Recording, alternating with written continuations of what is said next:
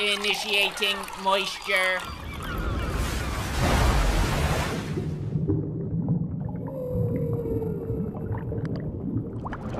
Welcome to the Moist Meter. Today we're taking a look at the new Call of Duty Modern Warfare 2. After spending a good chunk of time in the multiplayer, I feel comfortable now finally giving a full review on both the campaign and the multiplayer. So let's start with the campaign. The amount of praise I've seen for this game is truly blowing my mind. I feel like I've just started boofing crazy pills because I don't see it as the best first-person shooter story ever told. People are talking about the campaign as if it's on par with Lord of the Rings storytelling. And it's not bad, I don't want anyone to think I hate the campaign or anything, I just don't find it to be special. The visuals I find extremely impressive. The visuals in the campaign actually were really surprising to me, and the story was competent. Like, it was a fun story, it was engaging, the characters were pretty good. A lot of the set pieces were really exciting, especially when you're like hanging upside down, shooting at cars, and then jumping car to car. It was just pretty fun overall. And they finally did away with that standard Call of Duty campaign formula where you go to point A and then just hold it for 5 waves of enemies doing nothing but putting your fingers up your ass while you just mindlessly shoot these waves coming at you. They finally don't rely on that for every single mission as every single objective. Of course, there is still a couple of moments where that's there, but it's used much more sparingly than other Call of Duty titles. There is, of course, those times where it's like, hey, Soap, go sit in this field and kill these 5 waves while I hack this toaster for the sake of America's safety. And you'll roll your eyes, but you'll do it, and then the next moment is a lot more fun. Like, the campaign I really don't have huge complaints of, except the ending. The ending has to be the worst Call of Duty campaign ending ever. It just abruptly ends as if they just ran out of time or forgot that they had to finish the campaign before the game shipped out. So it just fucking comes to a screeching halt. It's not cinematic. It's not satisfying.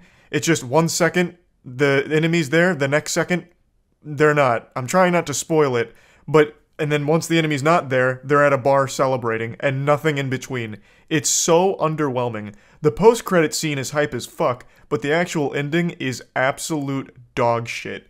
But everything up till the ending in the campaign I thought was fine, with a lot of like actually fun moments that I appreciated. But again, I don't find it to be special. I don't think it's done anything particularly new or interesting. I just find it to be pretty good, and by Call of Duty standards, much better than most of their recent attempts.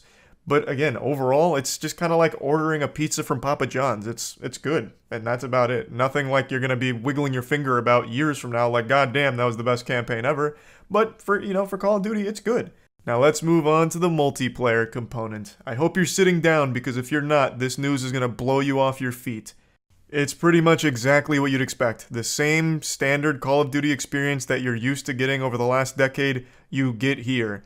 So if you're a fan of Call of Duty multiplayers, you're going to be a fan of this Call of Duty multiplayer as well. The big problem with Modern Warfare 2's multiplayer is half the time it doesn't fucking work.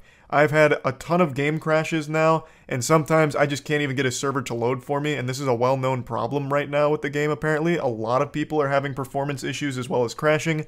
I imagine it'll be fixed in a pretty short period of time, but as of making the Moist Meter, it's in a pretty broken state. But when you're actually in the game, it's pretty standard, safe, by the numbers. I saw someone say something that's scarily accurate to how I feel about it, where they said that the multiplayer feels like it's designed more by an AI algorithm than actual designers, and I think that's very true. I believe that was Level Cap Gaming that said that, and he's absolutely right. It's not necessarily a bad thing, because it's what people want. This game, Modern Warfare 2, just goes through the checklist of everything Call of Duty players ask for, and it delivers. It gives them the exact experience they want, all of the game modes they want, all the maps being, pretty simple maps. There's really no standout maps here, nor is there any maps that I was absolutely beating my head against a wall in pain from how miserable I was playing the maps. They're all just serviceable. There's no big ones that really blew me away. There's none that really made me upset on how stinky they were either. Everything here is just very safe. The gunplay feels as tight as it always has. It feels exactly the same as it did in Modern Warfare 2019, just a little slower. And I think the pacing of the game is just a bit slower than 2019, but even that's not like a super big deal or that noticeable to most people, I can't imagine. It's just exactly what you're expecting from Call of Duty. The only big issue I have with it is I feel like it takes way too long to actually level up your guns to get shit you want. For example, your first sniper rifle, you have to get level 20 in the gun in order to even unlock the optics on it, and that's just absurd. It takes like 6 hours of grinding just to change your fucking scope on that bitch, and that is frustrating. The only way to like reliably, quickly level these weapons up is using double XP tokens. And I'm dropping like 30 kills a game with these fucking snipers, and it was still taking me like 6 hours just to hit level 20 on that thing. I feel like they went a little hard on the grind aspect of it, but the game, like the core game, is exactly what you're expecting. I guess except for one thing, and I don't know if it's just me, but I feel like the time to kill is much quicker in this one than Modern Warfare 2019. Like, in this game, I feel like if you blow a kiss towards an enemy you're looking at, they're going to insta-die. It only takes 2 shots from some pistols to kill you, and not even headshots. Like, you just die instantly. It's like you're just walking around as just like this fragile scarecrow that's just one strong breeze away from death. I don't remember it being that quick with the time to kill in Modern Warfare 2019, but it's also been a little while since I played that one, so maybe it was the same there too. That was just something that stood out to me as a little odd, how easily people go down in this one. So, just wanted to put that out there. But let's talk about another thing that a lot of people debate on with this game, and that's the skill-based matchmaking. So, I'm sure all of you have heard of this now, I'm sure you're all familiar with the debate. Skill-based matchmaking is something that most people think of when it comes to ranked, where you're playing against people of equal skill level, the better you get, the better your lobbies are. So, you're always playing against people on equal footing. This is always something people think of for ranked and ranked exclusive, because when you're playing in the competitive game mode, you're expecting people of similar skill level because it's competitive. You're always going to be going up against people in your same bracket of skill. But in Modern Warfare 2, even playing just casual matches, just quick playing with the boys, has a skill-based matchmaking component to it where you're not entering lobbies with babies that just got this game for Christmas or something. You're in there with grizzled, seasoned Call of Duty men at your equal skill level. So the argument is it makes it less fun for content creators and just players in general because you're always having to sweat even in the casual lobbies. Why not keep skill-based matchmaking to the competitive mode? And I just want to quickly weigh in on this. I don't really give a fuck one way or the other. Even when you're in casual and playing against people on equal footing, you don't have to try hard, you don't have to sweat, you can still be casual about it. You might not drop 50 kills, but it doesn't need to be taken super seriously either. But I also think the solution to make everyone happy is even easier. Why not just make 3 modes? So you have skill-based matchmaking in competitive, you have skill-based matchmaking in casual, and then you have a separate mode where it's casual again, but without skill-based matchmaking, and you can just queue into that if you want. To me, that just seems like the easiest solution and a really easy one to implement all around, where if you just want like a full-blown casual Weenie Hut Jr. experience, you queue into casual, no skill-based matchmaking. If you're playing with your friends and you're not confident in their skill level, but you still want somewhat of a challenge, you queue into casual skill-based matchmaking. And then if you really want to sweat and grind, that's when you go to competitive, where of course the skill-based matchmaking is there as well. Just 3 modes for 3 very different playstyles depending on your mood. I just think that makes everyone happy, and I don't know why that's not like a proposed solution, because I think it just should be. So yeah, I just want to toss that out there, but that's really how I feel about the multiplayer overall. Nothing blew me away, nothing disappointed me. It's a lot better than Vanguard. I just really think this is an improvement over Vanguard in every way. So if you're currently still playing Vanguard, I see no reason why you wouldn't switch to this, except for the $70 price tag on this bad boy. But I guess I do have to admit there is a lot of content here. Content that I'm not ever going to touch again. For example, like the Spec Ops thing. I really don't care about doing PvE with my friends. I really just don't give a fuck about that. If I'm playing Call of Duty, it's because I want to go into the arcade multiplayer and just turn my brain off and have some fun. Dropping like 40 kills, getting some fun kill streaks, just going a little hog wild out there. I'm not there to do any PvE. Once I play through the campaign once, I don't touch it ever again. And there's some good game modes in the multiplayer that I do think will keep me playing at least on and off casually. Ground War I do think has a lot of potential. It feels pretty decent. The maps are really huge, but they're not bad. Like at first I was struggling to find people, but the more I played Ground War, the more easy it became to find loads of people and just go like absolutely wild on them. I also don't like Invasion. I don't think Invasion's any good, but there are other game modes that I do think are interesting. For example, there's third person mode here, which really is super different and weird for Call of Duty in a neutral way. I don't hate it, I don't love it, but I am still trying it because it strikes me as just very interesting. So there's just a lot of content here, and overall, I didn't hate it, I didn't love it. It's exactly kind of what I was expecting from Call of Duty, but with a campaign that was a little above my expectations. So plugging Call of Duty Modern Warfare 2 into the moist meter, I'm just going to give it a pretty clean 75%. It's just extremely safe. There's nothing wrong with it aside from all of these day one bugs that make it like unplayable at certain times, but I imagine those will get fixed soon. And other than that, everything else is just pretty standard. That's about it. See ya. Initiating moisture.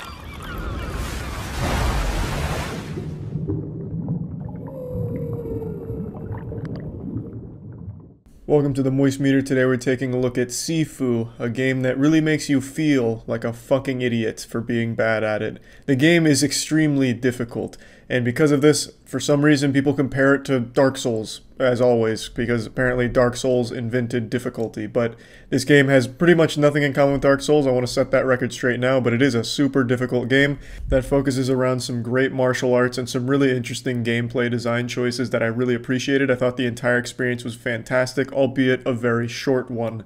They say that the star that burns brightest burns out quickest or some shit like that. Probably not even applicable here, but the game is great, but not for very long. It took me just under 8 hours to get every single ending in the game. And the game's priced at $40, and I absolutely think you get your money's worth with it. There's only 5 levels, but depending on how good you are at the game, that could take you 8 hours, which is roughly what it took me, or it could take you 30 hours if you really suck dog shit at the game. There's a very good chance. There was a lot of streamers playing the game that ended up rage quitting because they had a really difficult time on level 2 and never even got to the end. The game will challenge you, but it's fun. It never really feels like it's unfair. Sometimes the camera is pretty shitty. I think that's one of my major complaints. When you're in the middle of a fight and trying to manage a bunch of enemies that are all trying to beat your ass and you're trying to beat and eat their ass too, sometimes the camera will just betray you and get locked into like a wall or something, and then you just take some free damage and just get blasted. So that was frustrating, but it's not like the biggest, most prevalent issue that's super common. It just happens sometimes in tight corridors. So let's really get into it. I think the aesthetic is fantastic. I think the game oozes style. The martial arts looks and feels great. The combat system is pretty reminiscent of like free flow combat from the Arkham series, but with its own unique identity to it, where it doesn't really play the same as those games, but you can at least see that they're comparable, just to give you a general idea of how the combat's going to feel. But it is a truly unique experience. I haven't played gameplay quite like this. Apparently it's very much like Absolver, which is, this makes sense because it's the same developers, but I didn't play Absolver. So this was very fresh to me and I really enjoyed it. It felt great. It looked great. There was a ton of different skills that you could unlock, and they were all really cool. Some of them a little goofy, like there's a little slap one you can do while you're backing up, and I'm sure it has its uses, but from what I experienced, it didn't really play much of a role. It was just kind of like, I want to disrespect this guy, so I'll slap him across the face with my skill here. So I really think there's just so much to like about the game. There's weapons in it too, and the weapons will give you an advantage, but they have limited durability, so use them wisely, and who you want to just obliterate, just fucking clobber with them.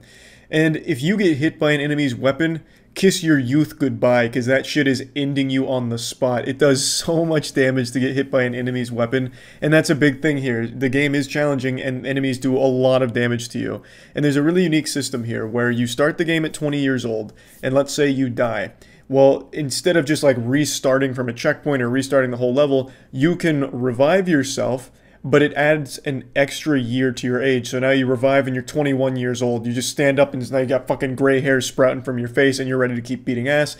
And that's its system that I think is really cool. So you can keep reviving all the way up until you hit 70 years old, and then if you died there, well, that's game over. Then you're going to have to restart. And I think it's just a cool system, and it stacks. So if you die again at 21, well, now it's going to add 2 years, so now you're coming back at 23, and so on and so forth.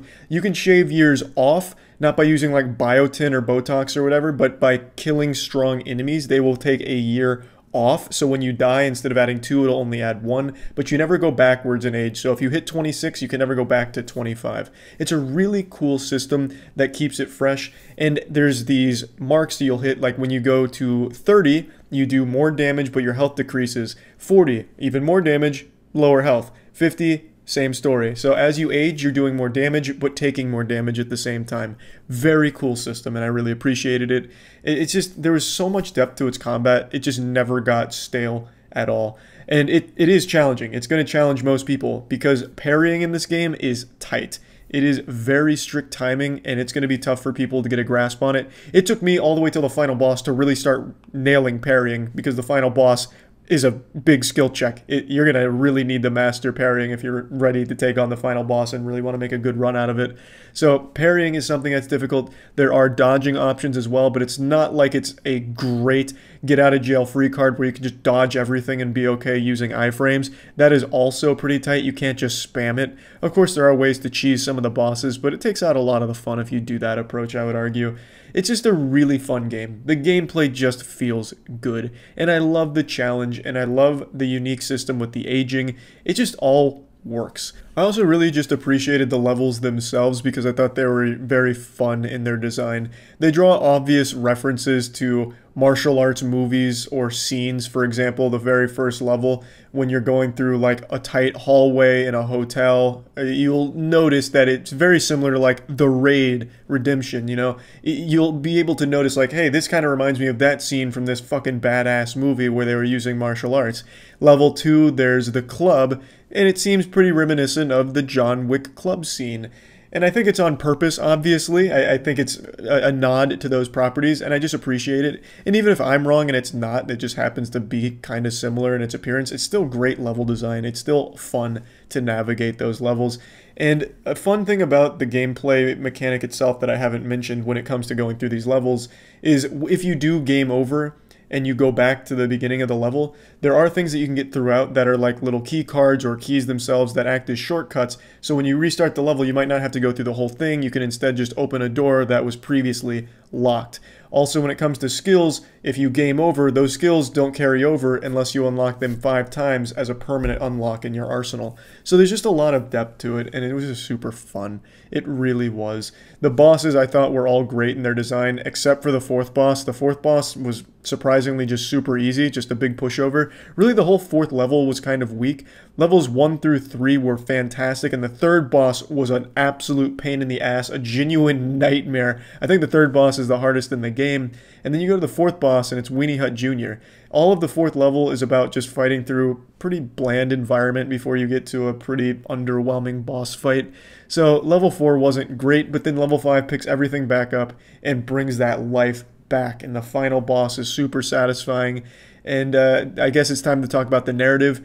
I didn't really get drawn into the story very much. I think there was a lot of lore that I may have missed, even getting all the endings. I think there were still some key story elements that I didn't pick up on because I didn't think it was that compelling or that interesting. I was never motivated to hunt down the 5 people for revenge. I just never felt really attached to the character or anything like that. Not that I think I was supposed to. It seems like the narrative was pretty bare bones in order to just keep the story moving and getting you beating some ass.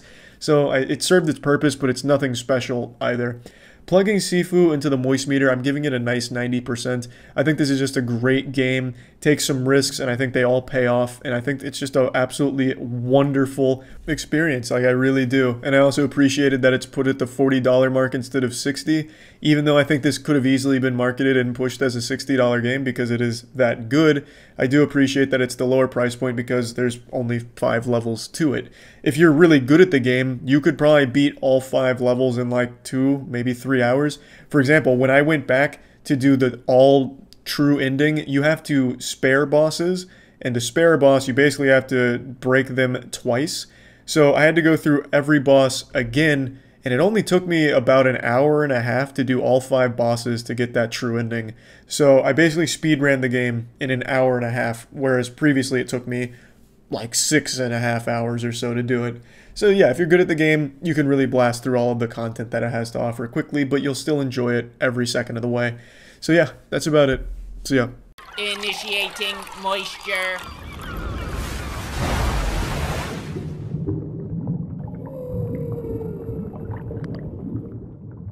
Welcome to the Moist Meter. Today we're taking a look at Battlefield 2042. Now that I've played the game for the last 5 or 6 days, I feel like I can safely give a review of this game now that it's fully released. Overall, I really enjoy the game, but it's got a lot of problems. Playing Battlefield 2042 is a lot like eating ass. It's fun, but it's pretty stinky. I'm going to go ahead and start with things I like about the game. I really like the ability to change attachments in-game. You just hold down T and then you can immediately just start putting on new sights and changing things around on the fly. It's a really nice system. I think that's great. It keeps things fast-paced. I also do like a lot of the new gadgets and a lot of the new things that you're able to do. So the wingsuit for me personally, I think is just amazing, making some big dick plays. I fucking fly around like Batman and get behind the enemy to get like a knife takedown. I also just absolutely love the portal system. I think it is a great idea. It's not fully realized yet, but I think like in a month it'll be pretty refined. Basically, you can go to this portal system and you can choose these servers where you can play like some classic Battlefield experiences. For me, Bad Company 2 is my favorite Battlefield game, and I can go back and play that game. Granted, it's a little different than it was originally, but it's still a lot of fun to revisit that style, and I just think it's a really great idea, and I'm excited to see where that ends up. I think the custom games people will come up with for the portal system are going to be really enjoyable and probably give the game an even longer lifespan. So I think that's just a really exciting idea. I also really appreciate that they didn't bother ham-fisting a campaign into this game. Battlefield stories have been terrible since Bad Company 2, so I'm glad they didn't even bother here. They just said, fuck the campaign, let's focus on what people actually play Battlefield for, which is the multiplayer experience. And I don't know why people were pretending to be upset by the lack of story mode here. I doubt they could name a single character in any Battlefield campaigns, because they're all terribly, forgettably generic. So I think it was a good call not to do that with this one. Now, just overall, if you've ever enjoyed a Battlefield game, you will probably like this one. It is the exact same Battlefield formula you're used to, with only a few minor changes overall. There's nothing they've done here where they wiped their ass with Battlefield and completely changed its identity or anything like that. It is pretty much still the same Battlefield experience. For some people, that's going to be great. For some, it's going to be bad. For me, I'm right in the middle where I enjoy it, but recognize a lot of the problems it has, which we're going to get into now. Let's start with the biggest one so far. The servers almost never work. Across the last 5 or 6 days, I have literally only been able to join official servers for maybe like 6 hours total of my playtime. The rest is spent in the portal system where I'm able to join other people's games. Their servers have not been working. I was only able to play Breakthrough for the first time yesterday. And I like Breakthrough a lot, I really enjoy that mode, but I was unable to play it until yesterday because I would just keep getting kicked out because the servers just couldn't handle it. And keep in mind, this is all like that Ultimate Edition early access, so it's not even like the entire fucking marching band coming into the game on official release, which is today, as of making the moist meter. I can only imagine those servers are gonna fucking die. They're going to explode. But setting aside the big server problems, there's also just the general problem with the gunplay. The gunplay, and this is a weird thing to say in an FPS, the gunplay just doesn't work sometimes. And it's a bug they've acknowledged from what I've read. When you're using a fully automatic weapon, there's random bullet spread everywhere. So you'll be looking at a guy, you'll both be having a little staring contest, and you're trying to pop him in his little braces, but for some reason, the bullets are just going wild and wacky as if they're just made out, like you're just shooting wet noodles. Like they're just being carried by the wind everywhere. And it has nothing to do with tap firing versus full auto, because if you tap fire, you're still getting random bullet spread. With DMRs, you're still getting random bullets firing in all kinds of goofy directions. It's apparently a bug right now, but it's super frustrating that the gunplay isn't tight on release. I feel like that's something that they would have noticed immediately when playtesting this game. Like, hey, boys, our guns in the game, yeah, they don't work right now. Let's go ahead and tune that up. But I guess that got overlooked somewhere along the pipeline. That's why right now I think the top tier weapon is the PP. You get your little PP out, it's an SMG, and it's the only one that's really not affected by extreme bullet spread, which is why most people are cruising around with that gun. Everything else just has an absurd amount of random bloom and bullet spread. It's a fucking headache. And speaking of headaches, another really frustrating bug in the game right now is the revive bug, where you cannot be revived if you go down near an object. So let's say you're popping dick off, you just wiped the whole squad, but all of a sudden your butthole gets popped by a sniper, and you go down right next to a door.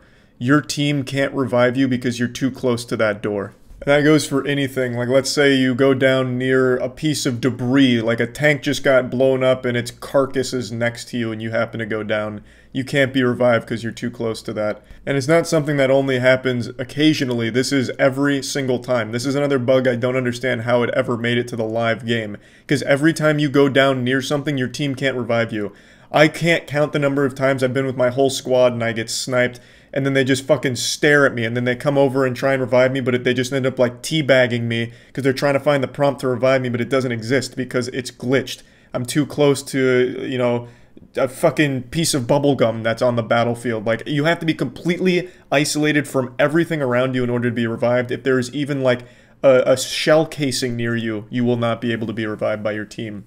It's super frustrating, and it makes me mad at my teammates, even though I know it's not their fault, because I'm just down in front of them, they're just staring at me like they got the defibrillator out, and they're just looking at each other like, well, nothing we can do here, can't you see? He went down right next to some old guy's shoe that was left on the battlefield. Hey, out of our hands now.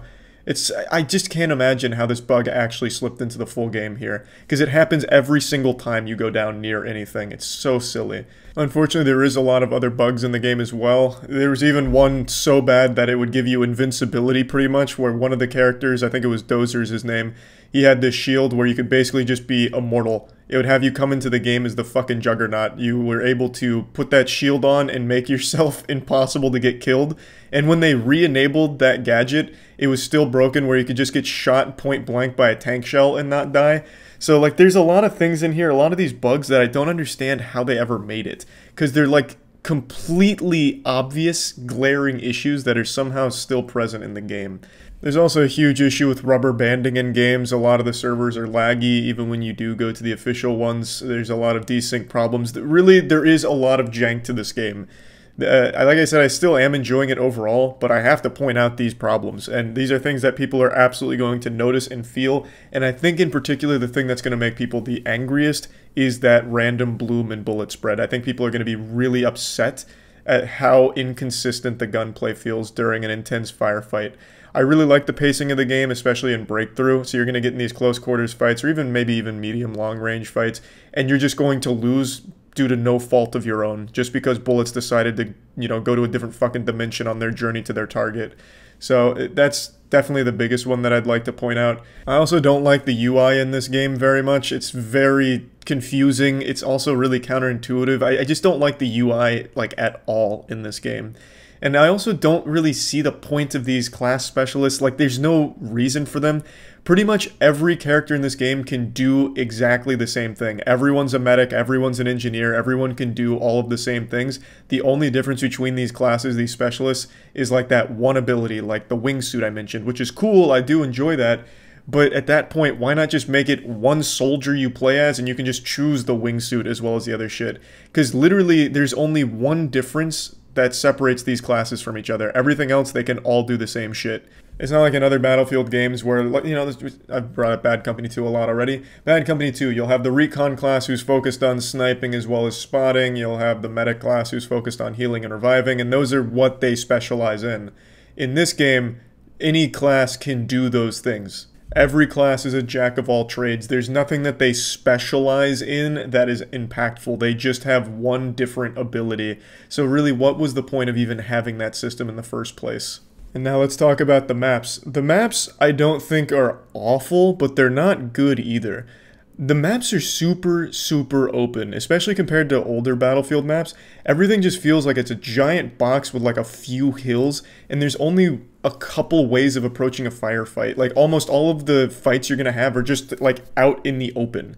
There's not a whole lot of like intricacies to the map. You're never gonna really have a lot of, you know, really memorable firefight moments. It's just gonna be like, hey, I found this hill and I shot that guy on that hill, or we were both on this open road and we shot each other and I happened to win because my blue RNG was better.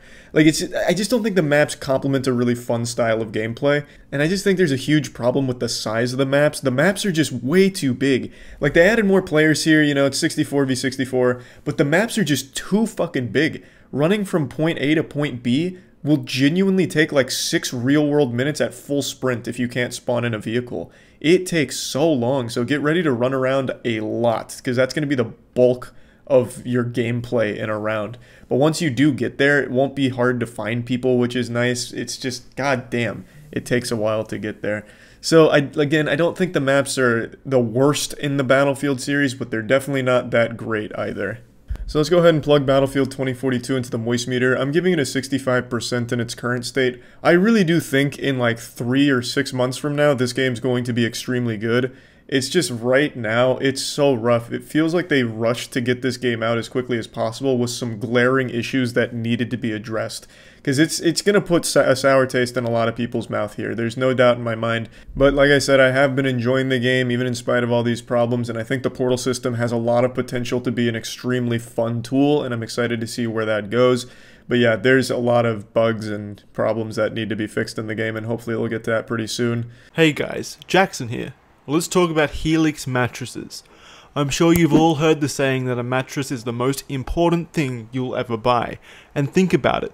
You sleep almost half your life, so why wouldn't you want to invest in something that makes you comfortable for almost 50% of your existence? That's where Helix mattresses come in with their amazingly comfortable, specifically designed mattresses. You can go to their website, take their Helix sleep quiz, and be told which mattress is the best fit for you. It takes your answers and matches your unique body type and sleep preferences to the perfect mattress. Take this for example. I'm a side sleeper who prefers a medium mattress, and they matched me with the midnight mattress, and boy oh boy, was it a comfortable thing to lay on. I had never slept so well, and woken up with so few back pain, until Helix arrived at my door. Speaking of delivery, Helix delivers your mattress right to your doorstep for free. It comes rolled up in a box and it's super easy to set up for yourself. If it makes you nervous to buy a mattress you've never tried before, Helix comes with a 100-night sleep trial, so you can get more than 3 months of practice in to make sure that you love it. If you don't, they'll pick it up for you and you'll get a full refund. Helix is great and I think you'll agree. If you're looking for a new bed, check out Helix. You can click on the link below or go to helixsleep.com/moist and get up to $200 off your Helix mattress. This video is brought to you by Surfshark. Initiating moisture.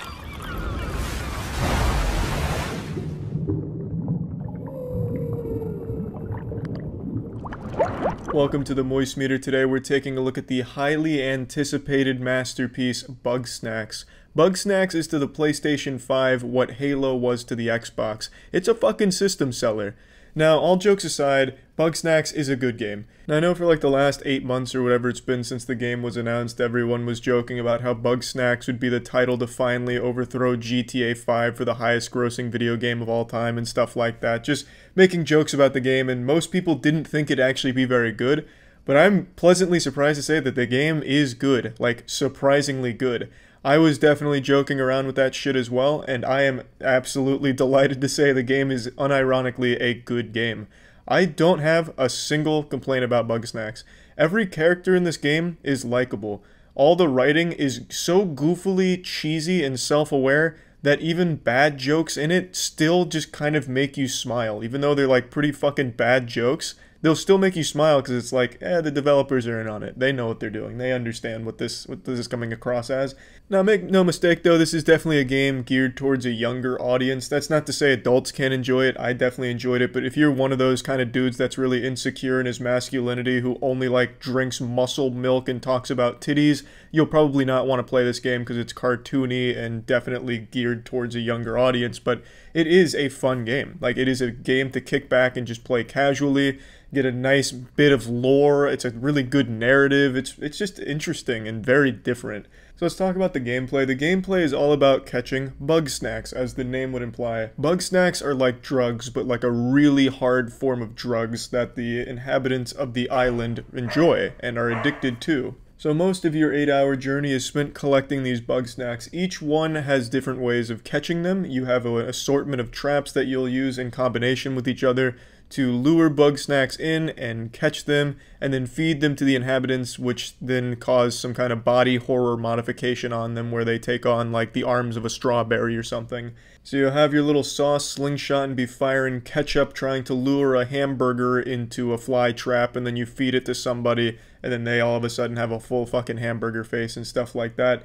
It's not super deep or anything, but it is still just enjoyable to kick back and catch some Bugsnax. It's never boring, it's never like a chore, it's just kind of delightful. It's hard to not have fun when playing Bugsnax. There's just some certain charm about it. So just go ahead and throw out everything you think you know about catching bugs, because this shit right here, this is gonna reinvent what that even fucking means to catch a bug.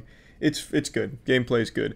But the best part about Bugsnax to me is the characters and like the lore surrounding the characters.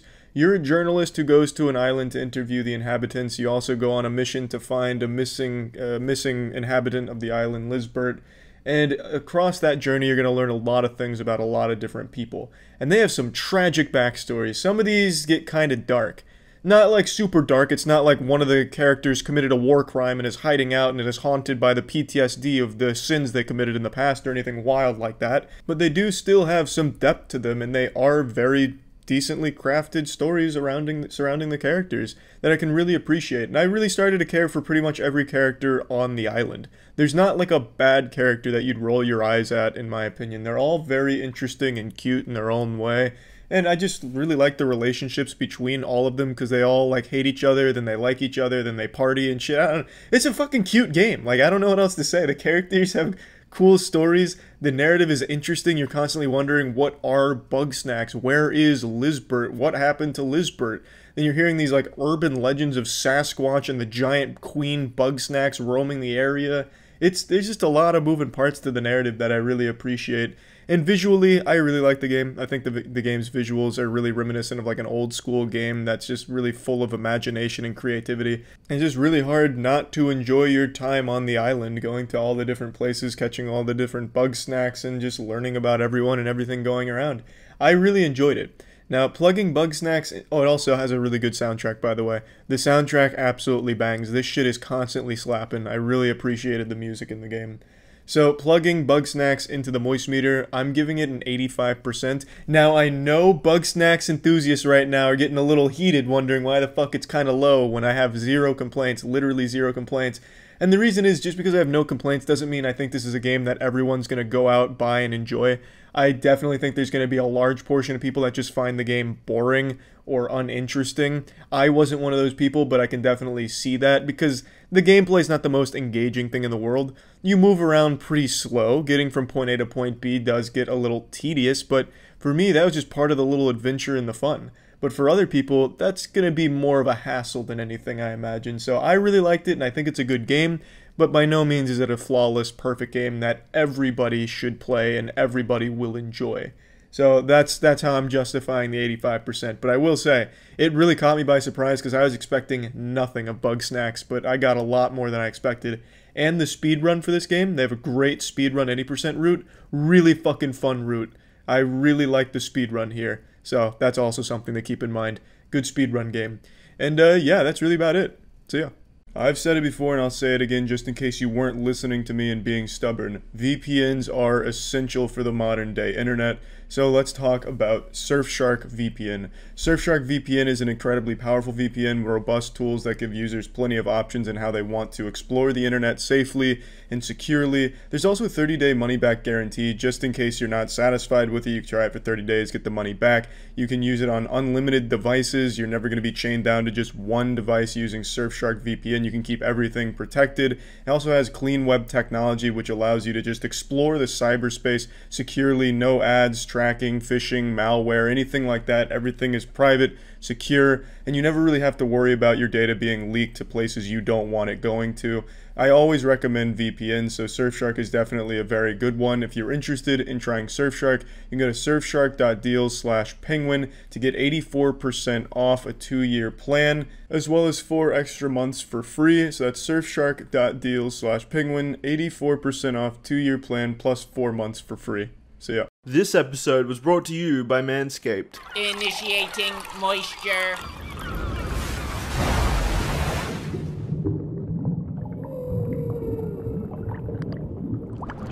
Welcome to the Moist Meter. Today we're taking a look at Call of Duty Black Ops Cold War. Let's just go ahead and dive right in here and spread these ass cheeks apart. I'm going to divide this into 3 sections: campaign, multiplayer, and zombies.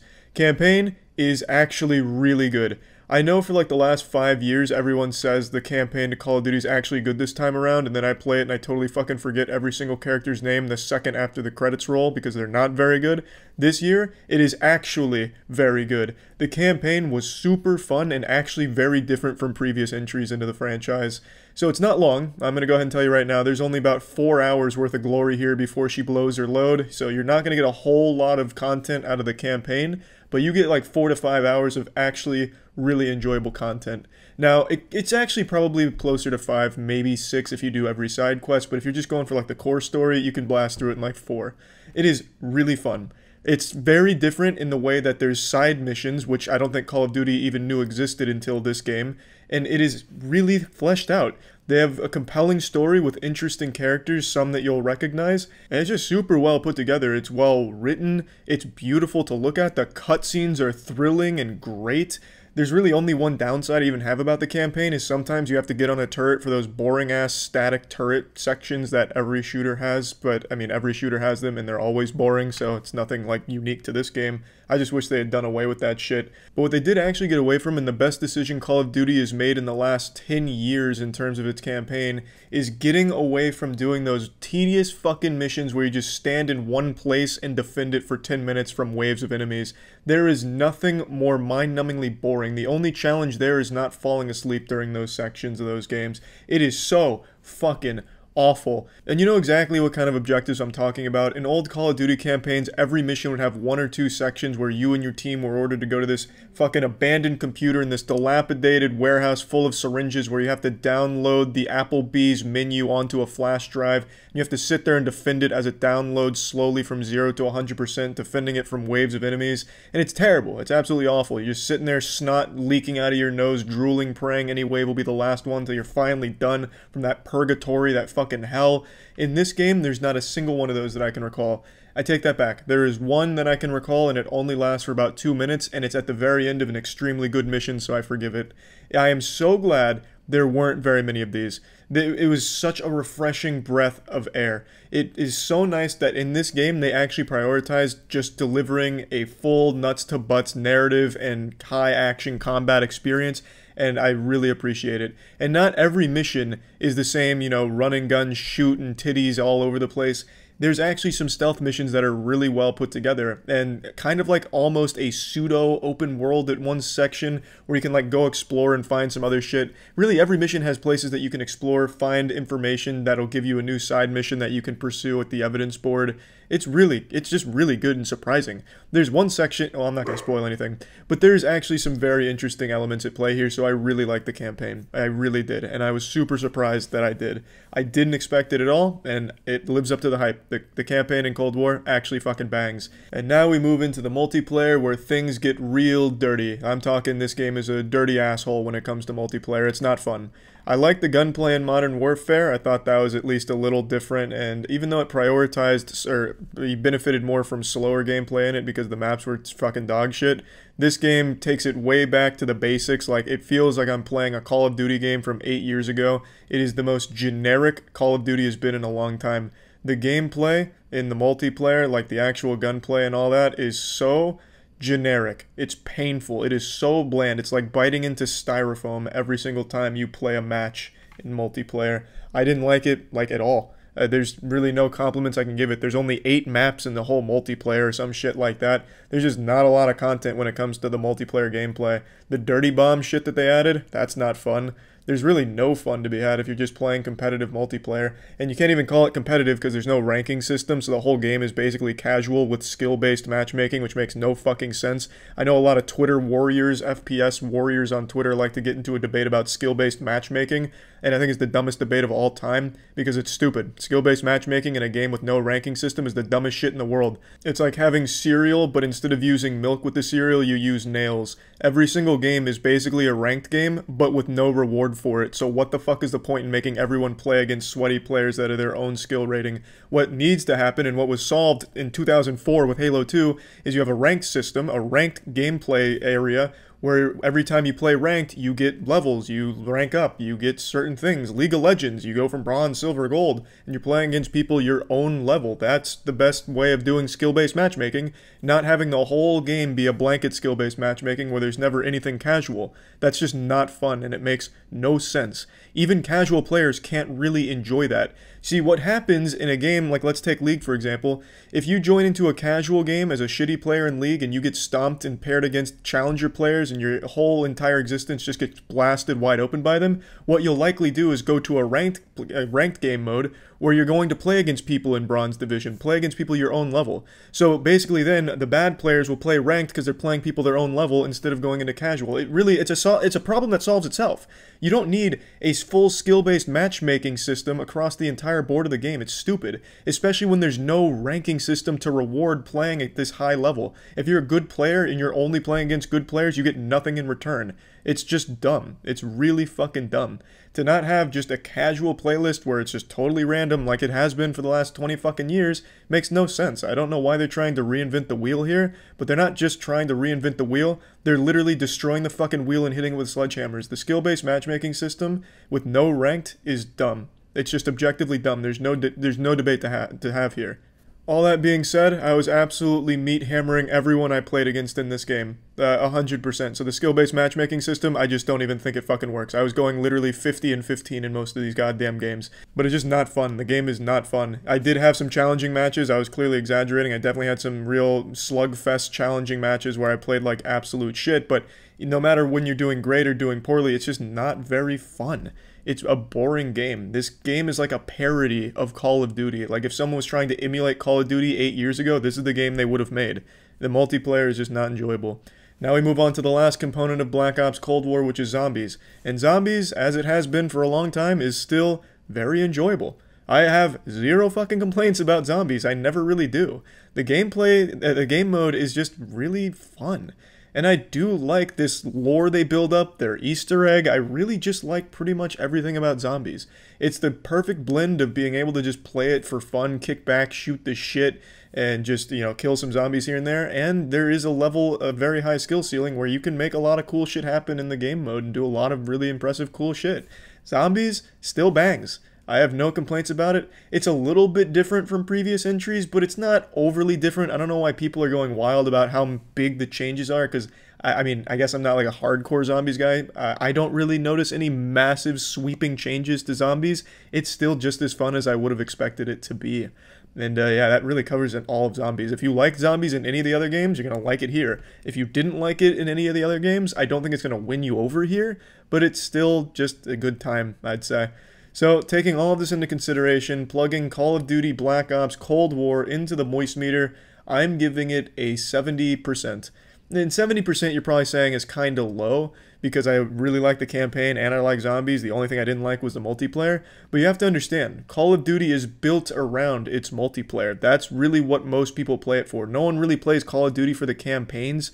That'd be very silly. I don't think a single person like that exists. Maybe I'm wrong, but this one just happens to have a great campaign there. It's not very long, but it's still a great campaign.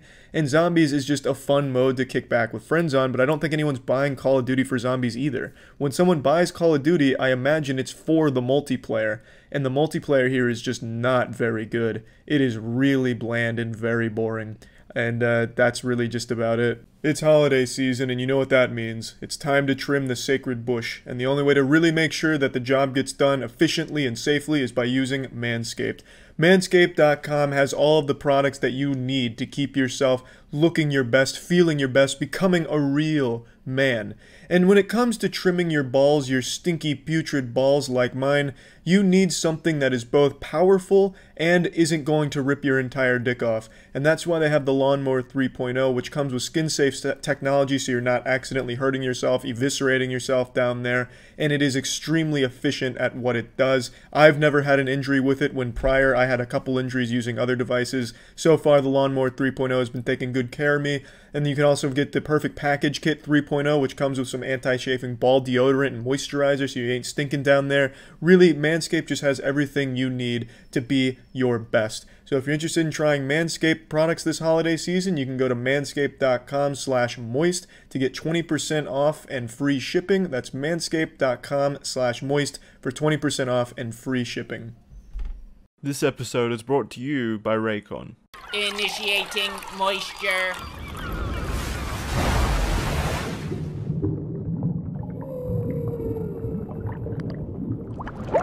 I was an Animal Crossing virgin until New Horizons came out, And I have to say, this is not the kind of game I've ever really enjoyed, but this game fucking bangs. I've had so much fun, and I can fully see why so many people get so invested in the game. There's just so much to do in it, and it's a never-ending experience.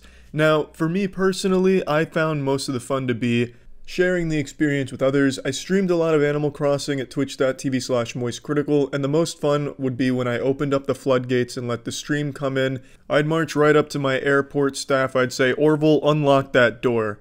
He'd look at me with tears in his eyes and say, "Charlie, please not again, we can't handle more of this." And I'd say, "Orville, open that fucking door." Falling into a deeper sadness, Orville would remind me, "Charlie, the internet's a weird place and we've had trouble with some of these degenerates using your island like a fleshlight. Are you positive?" And I'd say, "Orville, don't take that tone with me again. We're opening the gates." The PTSD would set in, he'd go into a hysterical fit, but he'd open those gates and we let the internet stream come in.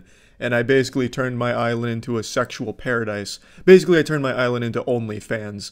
And it was a magical experience. The community came together. I'd hire some of the people to water some of my plants while I was out fetching some wood so I could build another chair. There was just so much to do. The amount of things you can do in Animal Crossing is astonishing, honestly. And it wasn't just sharing the experience with my streams. Tiana and I played a lot of Animal Crossing off stream. She really enjoyed the grind, and it was fun playing that with her. So I think this is a game that fits extremely well for anyone looking for a really laid-back kind of game, or just a casual game to play with someone that's really not even a gamer. Because there's a lot to do. You can decorate your house in all kinds of different ways, decorate everything on the island, customize so much shit. You can terraform your island into multiple different ways. You can have fucking waterfalls running through your shit. You can really design something truly unique and fun. The only thing is, this is not a game I'd recommend to everyone. The pacing in this game is extremely slow, and I typically don't like that. But I didn't mind it in this game because, I mean, the grind was enjoyable. It's very colorful, the characters are fun to talk to. I mean, I just don't really have any complaints about the game, to be honest. But I see why a lot of people wouldn't like it, because the entire game is basically a giant fetch quest. It's a never-ending fetch quest series, and that's not exactly fun. The fun comes from when you complete that and then build your shit. But for a lot of people, it's going to be pretty relaxing and even therapeutic to a certain degree just to cast your fishing line out there and catch yourself a golden trout at some point. It's just a really, really casual, laid-back game that has a lot of depth to it if you're willing to give it that chance, so you could really build something wild, a giant fucking empire on your island, and I appreciate that. The possibilities in this game are actually endless, and I mean that with no exaggeration. You can do pretty much anything you can dream of for your island. The customization is wild. I went to someone's island and they had their entire house decorated in Pokemon posters and also a satanic ritual room to try and summon Pokemon. It was crazy what they were able to do. The only negative things I can think about the game are just how slow of a burn it is. And again, I usually hate that, but I didn't mind it here, but I definitely see why a lot of people would. Especially the beginning in particular, it is super slow. You'll only be making like one fucking flower in the beginning, then having to wait a full day. Also, everything happens in real time, so one day in the real world is one day in the game. The only way around that is changing the time on your Nintendo Switch, which full transparency, I did. In fact, I time traveled 40 years into the future just to see what my island would look like. So I traveled to the far off future of 2060. And let me tell you right now, Tom Nook is an immortal. He might be a vampire, I'm not quite sure. Maybe the Fountain of Youth exists on the island. There's no real telling, but in 2060, it was identical to 2020. So a bit disappointed there. I was hoping, all the characters would have like graying beards or something, look like some fucking wizards out of a Tolkien novel. But that didn't happen. What I'm saying is, if you're going to play this without time switching, which a lot of people consider cheating, I don't. I don't see any problem with it. It's just progressing in the game at a different pace, at your own pace. Since it is a personalized experience, I don't see anything wrong with it. But there's a lot of people that take issue, and if you're not going to do that, you're going to be kind of bored for like the first 3 days because you're not going to have a whole lot of shit to do. It's very limited in what you have available to you in the beginning. And it doesn't really open itself up until you start really getting shit cranking, like in a week, maybe. And that's not a bad thing either. Because maybe, for some people, the experience will be, hopping on the game for an hour or two a day, and just doing some chores, getting some things set up, and then the next day the buildings are complete, and then you go from there. It's going to be different for everyone, and I really think it just offers a lot to just a casual experience that's really customizable. So Plugging Animal Crossing New Horizon into the moist meter, I'm giving this bad boy a 90%. I really didn't expect to like this game, but I ended up really liking this game. So yeah, that's about it. It's time to talk about Raycon again. I've recommended these bad boys plenty of times by now. I use them for the gym. I think they're fantastic when it comes to anything active. They're wireless earbuds. But let's face it, most gyms are closed right now, and you're probably not going to be going to the gym unless you're trying to weather the apocalypse. That's no excuse not to work out and be active, though. You can do all kinds of bodyweight exercises, calisthenics at home. And if you're going to be doing those, you're going to need some boner jams blasting. So you got to get some Raycon earbuds. They sound just as amazing as the other top audio brands, but they come in at half the price. The everyday E25s are the best model, so I still recommend that one. It's 15% off if you click the link in the description, so if you're interested in Raycon at all, feel free to click the link for 15% off. This episode was brought to you by Keeps. Initiating moisture.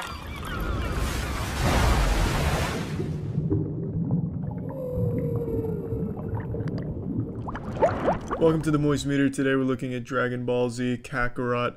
This is the latest Dragon Ball Z game, and like almost every other Dragon Ball Z game before it, you play through the story of Dragon Ball Z from start to finish. However, Dragon Ball Z Kakarot is far more in-depth and has significantly more fan service than any of the other ones, which is great. They're bringing back characters that I guarantee no one in the world remembers ever existed in the universe in the first place. Not even Akira Toriyama would recognize half the fucking cast and crew here. They'll have like a side quest given to you by the baker who appeared in a single scene during a flashback of episode 8 in the original Dragon Ball series from the 80s. It's crazy the kind of characters they brought in here, and it's really heartwarming to see a lot of them brought back. But I don't think their side quests they give you are all that enjoyable. Most of them are just fetch quests. Hey Goku, it's good to see you after 40 years. Can you find me some fresh deer meat, 3 tissue boxes, and a lawnmower? I'm working on a new invention. Just the quests themselves aren't very fun from a gameplay perspective, but it's really cute to do them and then get that character's soul emblem, which is basically like a little trading card with the character's face on it, a little token with their face on it. I'll get into that in a minute. The soul emblem mechanic in the community board I think is a really cool, interesting mechanic they brought in. But yeah, it's not just bringing in fan service characters, they bring in literally every element from Dragon Ball Z's main story arcs. Even the filler episodes such as Goku and Piccolo driving, it's here. It is a really deep dive through the entire arcs with all of the fat trimmed off it. It's a really nice summary of everything, and it's really enjoyable to just sit through and rewatch it again, kind of. Like, even just not playing the game, watching it is a lot of fun, because you get all of the same story elements, all of the same cheesy dialogue, cheesy writing, and power-ups and shit. You know, I was so fucking invested in this. By the time I was able to gather the 7 Dragon Balls in the open world, I damn near made a wish myself for extra inches to my height. I just got so invested in the story and the game. It was cute. I felt like a little kid again going through all this nostalgia shit. And I will say, if you're not a fan of Dragon Ball Z, I don't think there's a whole lot here for you in terms of the story and everything. Most people are just going to find it overly cheesy and just silly. But for fans of the series, it's exactly what you want from a Dragon Ball Z story. It covers everything, it doesn't leave anything out except for a couple of trivial things and a couple of small changes. It's just great. I really like what they've done with the narrative, and it's a lot. There's a ton of cutscenes here, and I don't think all the cutscenes look very good. A lot of them are kind of Jump Force-esque, like Jump Force meets PowerPoint. It's just very still image shit, which is a little underwhelming, but it's fun. I do enjoy it. Like, come on, how can you not love these fucking grown men constantly trying to make each other angry to power themselves up? Like, Goku, you're not angry enough, get angrier. Come on, Gohan, that's not nearly angry enough. You fucking kidding me? You look like a pussy out there, not angry. Think about that time you saw an opinion on Twitter you didn't agree with. Remember how mad you were then? Get that mad now to defeat Cell. Come on. It's fucking awesome. It's so great. And that's definitely my favorite part, is just reliving all of the Dragon Ball Z nostalgia, because I haven't seen all of the arcs since I was fucking 11 years old now. It's been a long time, and it was a really nice refresher on all of it. And I know that's not unique to Dragon Ball Z games, of course, because all of them cover the exact same shit and all hit the same beats, but Kakarot, I think, does it the best by just getting everything in it. So yeah, definitely probably the strongest part of this game. The gameplay, I don't think, is anything overly different from what you're used to from Dragon Ball fighting games, except for Fighter Z, of course. It's exactly what you're expecting. A lot of spamming B, timing, dodging, instant transmission behind someone. A whole bunch of the same old, which isn't a problem, because it's the tried and true formula for Dragon Ball fighting games. You know what to expect. You get pretty much the exact thing you're expecting.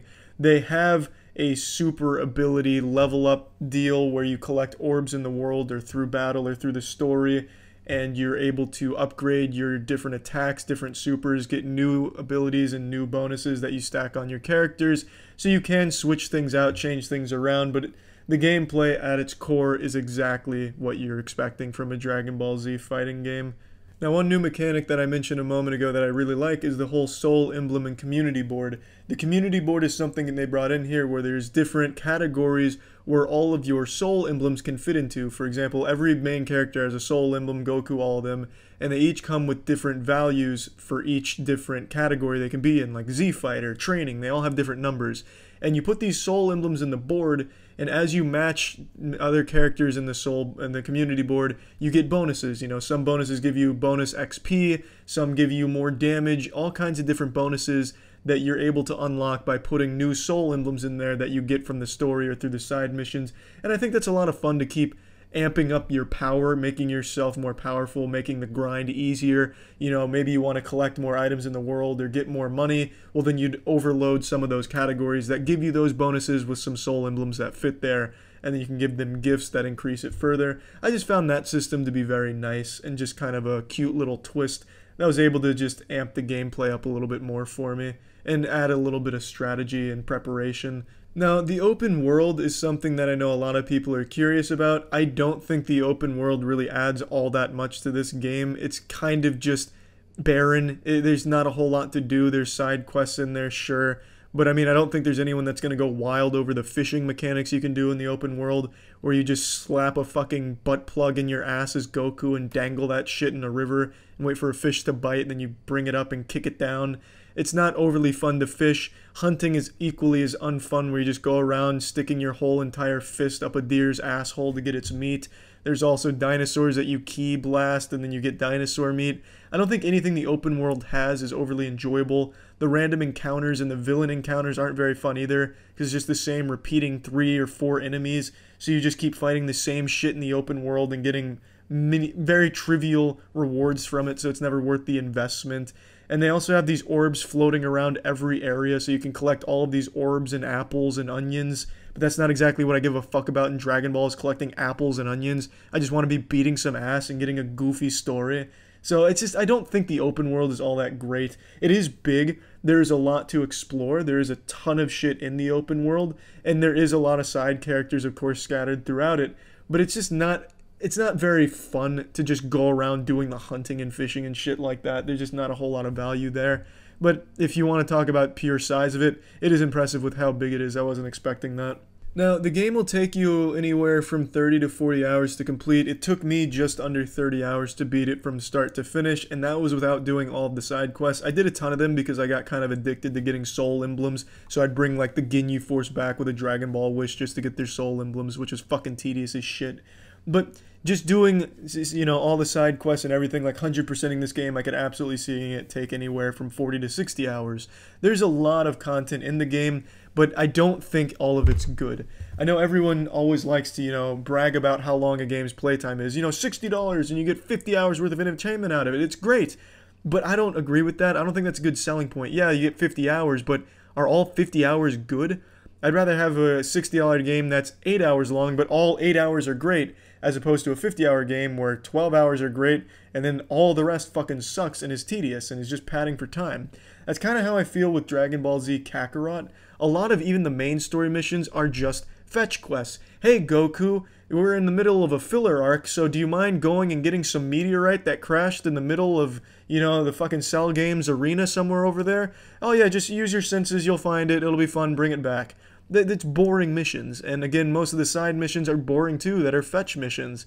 It's just, I don't think there's a whole lot of value in the game's length when it's mainly padding from a lot of the missions. Now, not all of the story missions are fetch missions. In fact, I'd argue less than half are, but there definitely are too many, I'd say.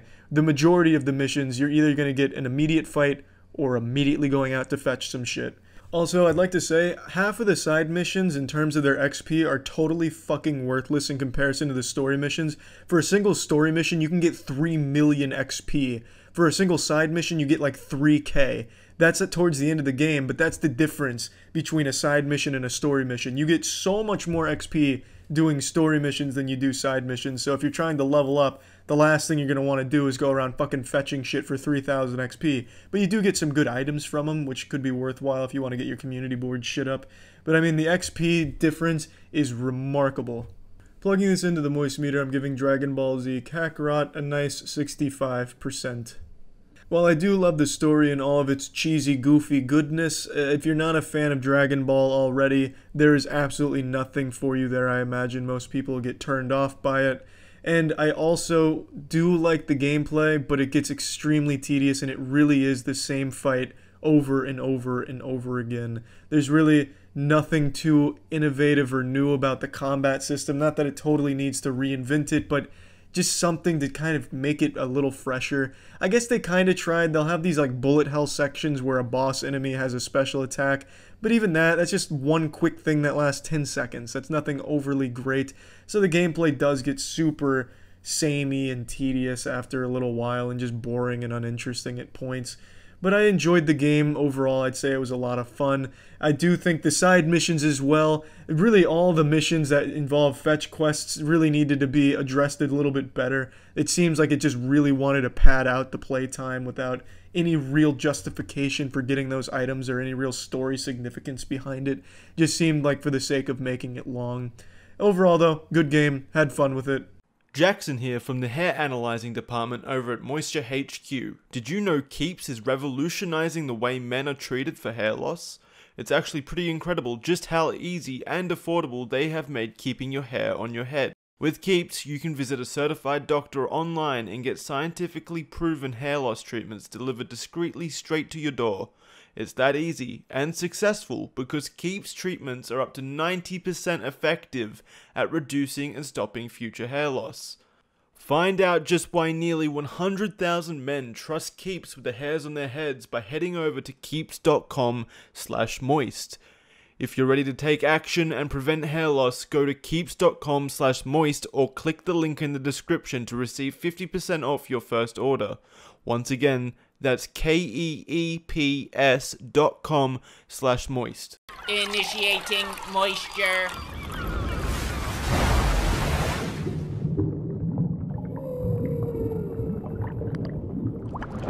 Welcome to the Moist Meter. Today we're looking at Code Vein, otherwise known as Anime Souls, Weeb Souls, Waifu Souls. It has many different titles, but one thing it definitely is a very, very anime Dark Souls inspired game.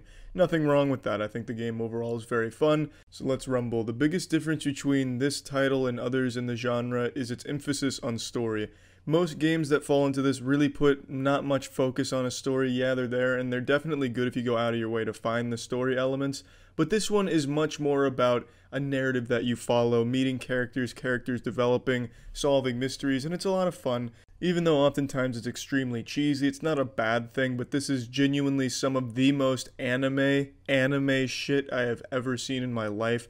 There's a main character named Yakumo, and every time he even so much as hears a fart, he goes into this long monologue about what his friends mean to him. I shit you not, there's a scene where he takes out an onigiri, takes a bite of it, and then says, "Oh, I see you saw me eat an onigiri. Well, I'm not exactly hungry, but it reminds me of my friends. My friends and I used to love eating these together, and there's not a goddamn thing on this planet I wouldn't do for my friends. I'd go to hell and back for my friends, then back to hell if they wanted me to. I'd stay in hell and jerk off in hell if my friends wanted me to. My friends mean everything to me. Friendship. The power of friendship."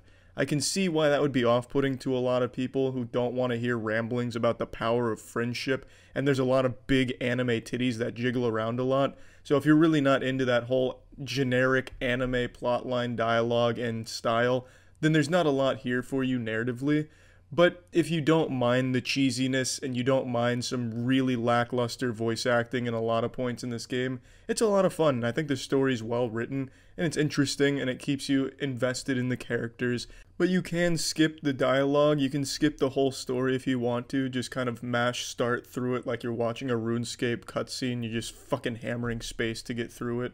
And that's fine, because the gameplay is very fun, so if you really just care about good Souls-like gameplay, Code Vein offers that for sure. There's a decent amount of build diversity, but they all kind of boil down to 3 main weapons and 3 main ways of playing. There's a bayonet, which allows you to shoot, and it's best for casting. There's giant 2-handed swords and hammers, which is good if you want to do some strength stuff. And then there's one-handed weapons as well if you're going for more dexterity-based, dodging around-based shit. When it comes to actually fighting enemies, the combat itself isn't that deep, and most of the abilities kind of function in the same manner. Though there are obvious differences between them, you'll kind of find yourself using the same 3 abilities depending on what kind of build you want to do. So the combat itself in terms of fighting isn't that deep. There's not really a lot of combos or a combo system or anything like that. But where it gets deep is when it comes to how you want to build your character, with the blood codes, the blood veils kind of functioning as your armor and a complement to your blood codes kind of functioning as the base for what you want to go. For example, tanking, you'd most likely want something with Atlas, maybe even Fighter. There's just a lot of blood codes that offer different statistical benefits, different resistances, different perks, and they come with their own set of gifts. Now, gifts in this game are the abilities, and if you master an ability, you can use it even without the corresponding blood code, so you can constantly have different abilities on different blood codes that weren't native to it. And your blood veil, like I said, is basically your armor with your defensive stats as well as some offensive scaling bonuses. So it gets deep when it comes to min-maxing your character and making a build that you're happy with. However, the combat itself is kind of lacking in depth when you're actually fighting mobs. There's really just not a whole lot of depth to it, but I don't think it's necessarily a bad thing, because what it does well enough in its execution to make it fun. I never found myself bored during a fight. The only times I found myself a little underwhelmed is during the boss fights, because these bosses have no mechanical depth to them whatsoever. You could give the controller to your dog and just have your dog hammer on it and probably beat one of the bosses. The bosses aren't overly different from just a normal enemy. They have basically the same 3-attack move chain, they have a teleport slash, and that's about it. They just have more health. They have about as much mechanical depth as fighting a RuneScape goblin in Lumbridge. I just don't understand why, in a game that has stakes as high as this does narratively, they'd have the bosses be so forgettable. There's never a time where you're struggling against a boss because you have a companion with you at all times, and the companions are way too strong. I'd recommend playing this game without companions if you want an actual difficult experience, because with companions, this is the easiest Souls-like game that's ever been made by a mile. And that's not bad, because mainly I think the game puts a bigger emphasis on its story than its challenge, but if you are looking for a challenge, turn that off. But the point I'm making with the bosses is, it's just like fighting a normal enemy in the wild. It's just not very fun.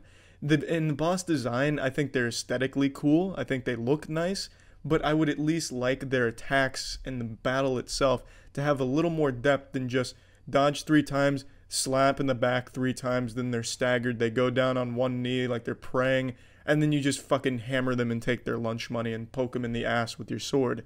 It's just the same thing repeated all the way up until the last boss. The last boss is the only one that even has a second phase. It's just really underwhelming with the bosses. And that also extends to its common enemies as well, because there's really only 4 enemies in this entire game that are repeated throughout the entire 15-hour journey. No matter what zone you visit, the zones look nice and they're environmentally different and fun looking, but all of the enemies in there are the same 4 enemies you've been fighting since the tutorial, just recolored. And that's so stupid. I hate that. I like when the games keep enemy variety fresh, so that way you're constantly having to change up how you attack a battle and, get by an encounter. Here, it's always the same enemies in every zone, dropped in groups of 2 that are just kind of planted right in front of you with no care to enemy placement whatsoever, and you just fucking slash through them. There's more variety in Tetris blocks than there are in enemies in this 15-hour adventure. It's just really upsetting to just keep fighting the same enemies over and over and over again. I was really hoping that would evolve, but it doesn't. Luckily, the combat is fun, so when you're just mowing this shit down, it at least feels satisfying, albeit disappointing because you've already killed 1,000 of these things by now. But one thing I really like about this game is the soundtrack. I think the score to this game is absolutely beautiful. Although they repeat the songs a lot throughout the story, that's kind of to be expected. And they play the same song every time you visit a vestige, which in this game is a memory of a character in the universe, and you're getting more about their backstory. I always found myself getting really invested in that time thanks to the music, complementing the story you're getting in the memory. And it's also really beautiful walking around the memory, because it's set up in such a surreal and abstract way, and I just thought it was really cute, and I enjoyed that. And at no point in this game did I ever find the music to be lackluster or forgettable. The music is a really strong point in this game, in my opinion.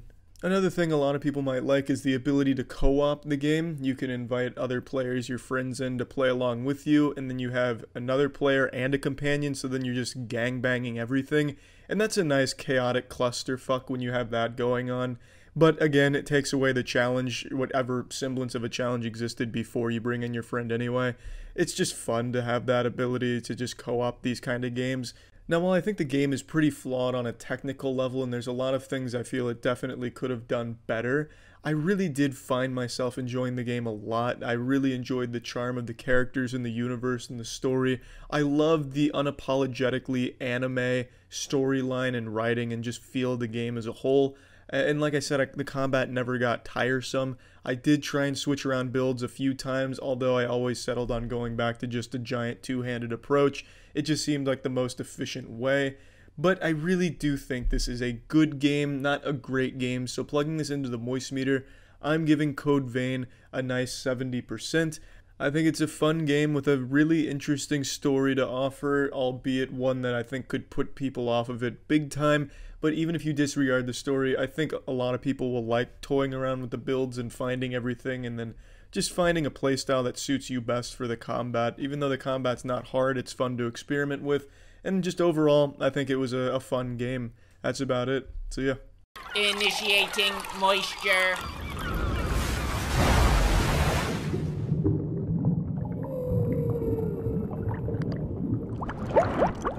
Welcome to the Moist Meter, hosted by me, the master of gaming, the preeminent expert in anything that even remotely resembles a Souls-like video game. Today we're looking at the newest entry into this genre, kind of, the Surge 2. Now, as a fan of the first Surge, I recognized it has a lot of problems, but I still overall enjoyed the experience. The two biggest problems I felt the Surge faced was its ridiculous enemy placement and weird map design, where it was really counterintuitive and there was like 1,000 fucking shortcuts just to get to a bathroom, so then you'd have like 10 different ways of getting there and you'd get confused. The shortcuts became part of a puzzle that was never really intended to be there. And I'm happy to say the Surge 2 improves in both of these areas, more so on the enemy placement. Like in the first game, they'd stack 50 enemies behind this box that would jump out and fuck you in the ass before you had any chance of knowing they were there. So a lot of the deaths felt like it wasn't your fault, but more just bad enemy placement. Because, like I said, they'd pop out of this birthday cake like strippers you weren't expecting, and they were all over the place, just fucking gangbanging you. And it was just really lackluster. The Surge 2 doesn't have this problem. The enemy placement is a lot better, I feel. However, I feel a lot of the maps are still confusing in their design. For example, early on, Brother Johnny, when you're navigating Port Nixon, just this corrosive swampland of stink, it's really hard to get a feel for it. It takes 4 or 5 times going through it before you finally figure out where things are, which is really frustrating because if you die somewhere in Port Nixon, trying to get back to it is just an absolute chore. You feel like a blind man feeling his way around the area because all of these corridors are so tight and genuinely identical in terms of what enemies are there and how they even look. So where you feel like you visited before could be entirely different and lead you somewhere else entirely. There are just so many nooks and crannies of these areas that it's so easy to get lost in. And again, there's a lot of shortcuts, which does help, and they cut back on the shortcuts this time so they actually feel meaningful and you can actually remember where they are, which is nice. But even still, the map design, I think, leads to a lot of confusion. But lackluster map design aside, I think the maps look very nice. I think it's a technical upgrade from the first one across the board, and I really feel like it's mainly just overall a much better experience than the first Surge, especially in terms of the weapons. I was finding weapons left and right that I had a lot of fun with. There's more weapon varieties. There's a whole lot of new fun finishers, of course, that are always satisfying to execute. Get a lot of parts, get a lot of weapons, and you're always constantly switching things out, trying new things out. See what really fits your playstyle. If you want something fast, have like fucking Valkyrie claws, go full Wolverine style on them like a fucking feral animal. You can do the hammer approach, which I gravitated towards early on in the game. And it never stops being satisfying, chopping through all of these mobs of enemies on your way to a boss or on your way to explore or find new things. It's just, the combat, I feel, is just a lot of fun.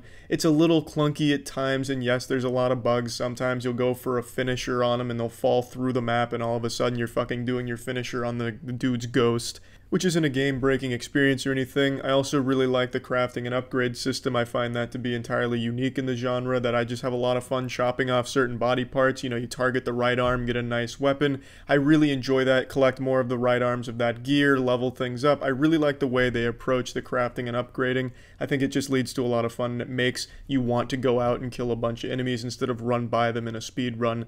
I also really like their approach to bosses. I think some of the bosses are pretty uninspired and kind of lazy. There's not a whole lot of cool mechanics to them. It's kind of just do the same tactics you've been doing the whole game, but now on someone with more health, which isn't the greatest, but the bosses at least look cool for the most part. But what I really like when it comes to bosses is you can approach the boss in a different way and do a challenge kill on it to get a different weapon, an improved weapon. In most cases, they're not overly great, but it is still always rewarding to pull off the challenge and get that special weapon for killing the boss in that way. And I think that is just a really cool game design. As far as story and narrative go, you're probably not going to be paying too much attention to it. I found myself zoning out through a lot of it. I don't think it's necessarily bad. I don't think it's really good either. But it's there if you definitely want some lore to dive into. I find some of the side characters scattered throughout the world pretty interesting though. There's a nice little nightclub with a DJ in the middle, and then there's a dude striking a superhero pose over to the side by the bar. You can talk to him and he tells you a little story about being like a superhero actor type dude. And I think that shit's kind of cute. But as far as lore and overarching narrative go, I don't think there's anything too innovative or inspired in the storytelling. It's mainly just there to get you point A to point B to fight some cool shit, find some cool shit, and just unleash cool shit. And in a game like this, I think the most important thing that needs to be right is the gameplay, and it really is here. It's extremely satisfying, it never gets old, it's always fun. There's a lot of different ways you can build your character with the implants that give you different perks and abilities, and you also have the gear that comes with bonuses and partial bonuses. It's just a lot to do and always fun to mix and match, and killing enemies never gets old no matter how easy or how hard they are. And I have to say, I don't think the game is overall that challenging. I never found myself struggling too hard unless maybe I got myself into a really tough situation where, you know, I go full big dick mode and I take on 9 dudes, I've herded them up, and then I try and bowl them down like I'm going for a strike in the lanes. And then I'll maybe struggle trying to do that. But overall, if you're just picking them off one by one, even 2s and 3s, you're not going to struggle, and even the bosses don't present all that much of a challenge. Plugging the Surge 2 into the Moist meter, I'm giving it an 80%. These are the kind of games that I really find myself liking, not just Souls-like games, but a AA game that is very clearly has a lot of passion behind it. I had the same opinion when it came to Remnant from the Ashes. I think the industry needs more games like this, from a creative team that, you know, wants to deliver a unique experience and make it fun first and foremost. Greedfall is another one that I found myself really enjoying. I just really gravitate more towards the lower budget titles that have real passion and work put into them, that really drive to deliver something memorable and fun. And I think the Surge 2 does that. It's not going to be anything that ranks overly high on the Souls-like fans tier list, I don't think. But it's enough that it's a fun game to be entered into that category and just an overall fun experience. And that's about it. So yeah. Initiating moisture.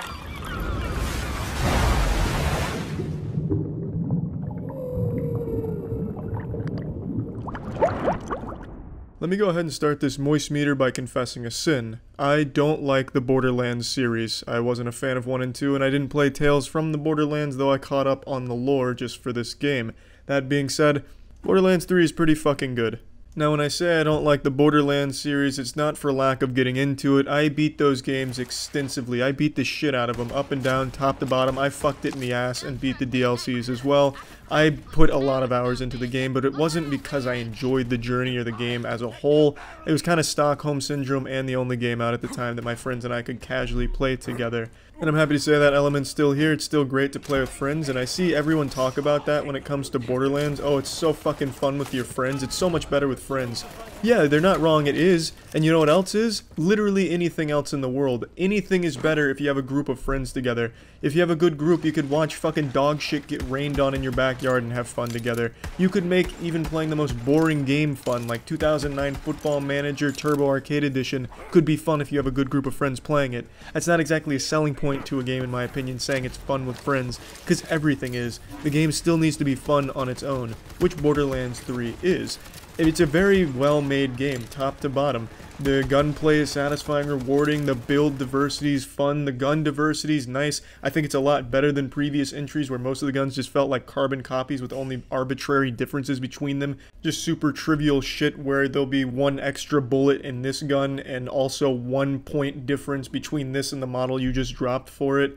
Whereas in Borderlands 3, shit at least feels pretty impactful. It feels much different than what you just traded for. That's another thing, you're gonna be swapping weapons out like a fucking madman, like going trick-or-treating here with weapons. You're just gonna be having so much shit come in, you'll be having to get rid of shit to make room for new shit, which is nice. It keeps the experience constantly fresh. I think the abilities are a lot more fun this time around. I found myself enjoying that. And I also think the game's environments are much better designed. I think it's a lot prettier than the previous games, only via artistic choices. The game looks exactly the same as Borderlands 2. If you put these side by side, you would not know they weren't the same game. That's not exactly a complaint, that's just the aesthetic of the game. It's not going to matter how much graphics evolved because this shit's staying cel shaded and it's gonna look pretty much the same. That's its design choice and I'm fine with that because they made some really nice art choices with a lot of the different places you visit. You visit other worlds, you go to a lot of different things that constantly change the tone of your environment, and I think they all work extremely well. I really enjoyed visiting all of the new locations and I had a lot of fun exploring through them as well. I also think their enemy design this time around, the character design, the new characters, new enemies they introduce, is incredible. Much better than previous games, and it's just a general high point of this game for me. I enjoyed all of the boss fights for the most part, though they weren't mechanically difficult. I at least thought that it was fun enough with how the character looked and how they fought to make it a memorable boss fight. I also really liked Gigamind. I think he was really fucking cool. That being said, these are most of the compliments I have for the game. Everything else is about to be a negative, so go ahead, Gearbox fans, and grab your dick hard, because I'm coming in a little raw with what I'm about to say. The writing is insufferable for me. I cannot stand the humor in the Borderlands series, and this game is no exception. Characters drone on and on and on, and every sentence is supposed to be a zany, wacky joke, but it just almost never works. There's a couple of good lines throughout the game, but obviously there's going to be, when the script is like 70,000 words and it's all jokes, a couple of them are going to land, so it's good that they at least had a couple, but for the most part this shit is stinkers. The jokes don't work. I really found it super grating, especially characters like Ava. Oh my lord, it's just... It was insufferable when you had to just sit through dialogue, and if you're just going to beeline the story, that's going to be a lot of dialogue you're sitting through. That's another complaint. The game feels like it wants to be more fast-paced than it's allowing you to be. If you're playing the story missions and you're just going through the story, you're going to be fucking nuts to butts, going hard as shit in all of the fights, jumping, sliding, using all your abilities, chaos everywhere. You'll finish a room and then you have to wait a minute, 2 minutes for a character to finish monologuing with his jokes and explaining the exposition, and then slowly walking up to a door to open it so that we can go to the next room, wipe all the enemies, which is fun, and then you wait another 2 minutes for that character to just very slowly walk his fucking ass cheeks all the way over to the other side of the room and open the next door for you as he's talking and making bad jokes the whole way. Oh my god. It made me so upset because you get in this rhythm where you're playing so fast and you're having a lot of fun, and then it comes to a screeching halt where you get just nothing but slow-moving NPCs that have to come hold your goddamn hand like a lost toddler in a grocery store to lead you to the next corridor for you to blast enemies' shit off. It was frustrating. Now, that problem doesn't exist in most of the side quests that I played through, and I had a lot more fun with the side quests than the main ones. Another thing, the narrative isn't good. The new villains, the twins, they suck. They're bad villains. Most of the characters in the game I think are bad, but that's just because the writing and the humor is so bad. But these villains are another step up. They're just not good at all. And talking about the humor being really more misses than hits, obviously that's subjective. I can see a lot of people, you know, enjoying when they say amaze balls 10 times. But for me, hearing epic amaze balls 10 times makes me want to lay my ears down on a belt sander. It's an assault on the senses with some of these characters and what they say. Like I said, there are a few decent lines and a few decent moments, but overall it just wasn't for me. I get it if you like it, I understand. Just totally not for me. And the good thing about the game is you don't need to understand at all what's going on narratively. You can ignore all of the characters and just enjoy the fun gameplay. And the gameplay is, no doubt, very fun when you get to play it the way you want to play it. Driving is still not good. I don't think Borderlands will ever get driving to a state where it's fun to go from point A to point B. Here's no exception. That's still a chore. That's no fun at all. But unfortunately, what's most insulting about it is you can't skip any of the dialogue or any of the fucking cutscenes. There's no way to speed it up. They're so proud of their jokes and their narrative plot line here that they make you sit through every excruciating second of wacky voices and stupid fucking phrases. So, yeah, I hope you're ready to strap in for that, or you develop a way to tolerate it, or maybe you're just already predisposed to enjoy it. I don't really know. It's just too much. Even if you like it, I can't imagine you liking it the whole time, because at no point does it ever let off the gas. It is always making shit jokes. It makes me so upset. If I could skip the cutscenes or blast through some of the dialogue, oh man, this game would be so much more positive for me. And I do like the game still, all this considered, but man, this game would be so much better for me. And I played it through mostly with Jackson. Jackson has the same complaint. We'd often sigh in unison when a cutscene started, and you've got this cool looking villain in front of you, and then they give you this stupid fucking line about them underneath their name. If you're familiar with the series, you know what I'm talking about. They have something about the character, just 1 or 2 lines, and it says some garbage shit like, "Sick burn, bro," which was exactly verbatim one of them for one of the villains that came up. It's just hard not to roll your eyes at it when it just doesn't stop. And the last major complaint I have also ties into this as well. It's the quest design.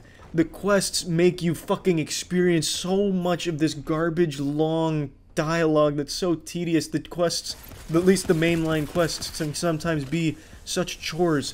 There's a quest where you walk from one side of the ship to the other side of the ship to talk to somebody. You walk back to the other side of the ship to talk to that person again. Then you walk from that person to the middle of the ship to talk to someone. You talk to that person, run back to the person at the front of the ship to talk to that person. Then you talk to that person again, go to the back of the ship. It's just this back and forth fucking awful thing that makes the RuneScape a small favor quest look absolutely beautiful in comparison.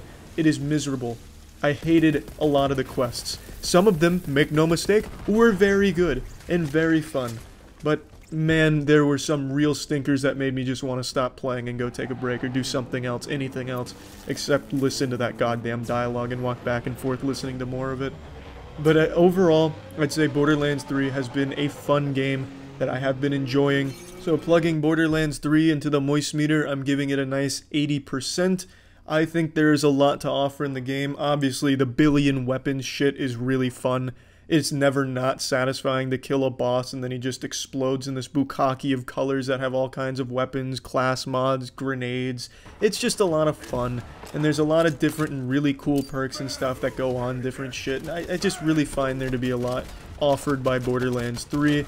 So that's about it. See ya. Initiating moisture.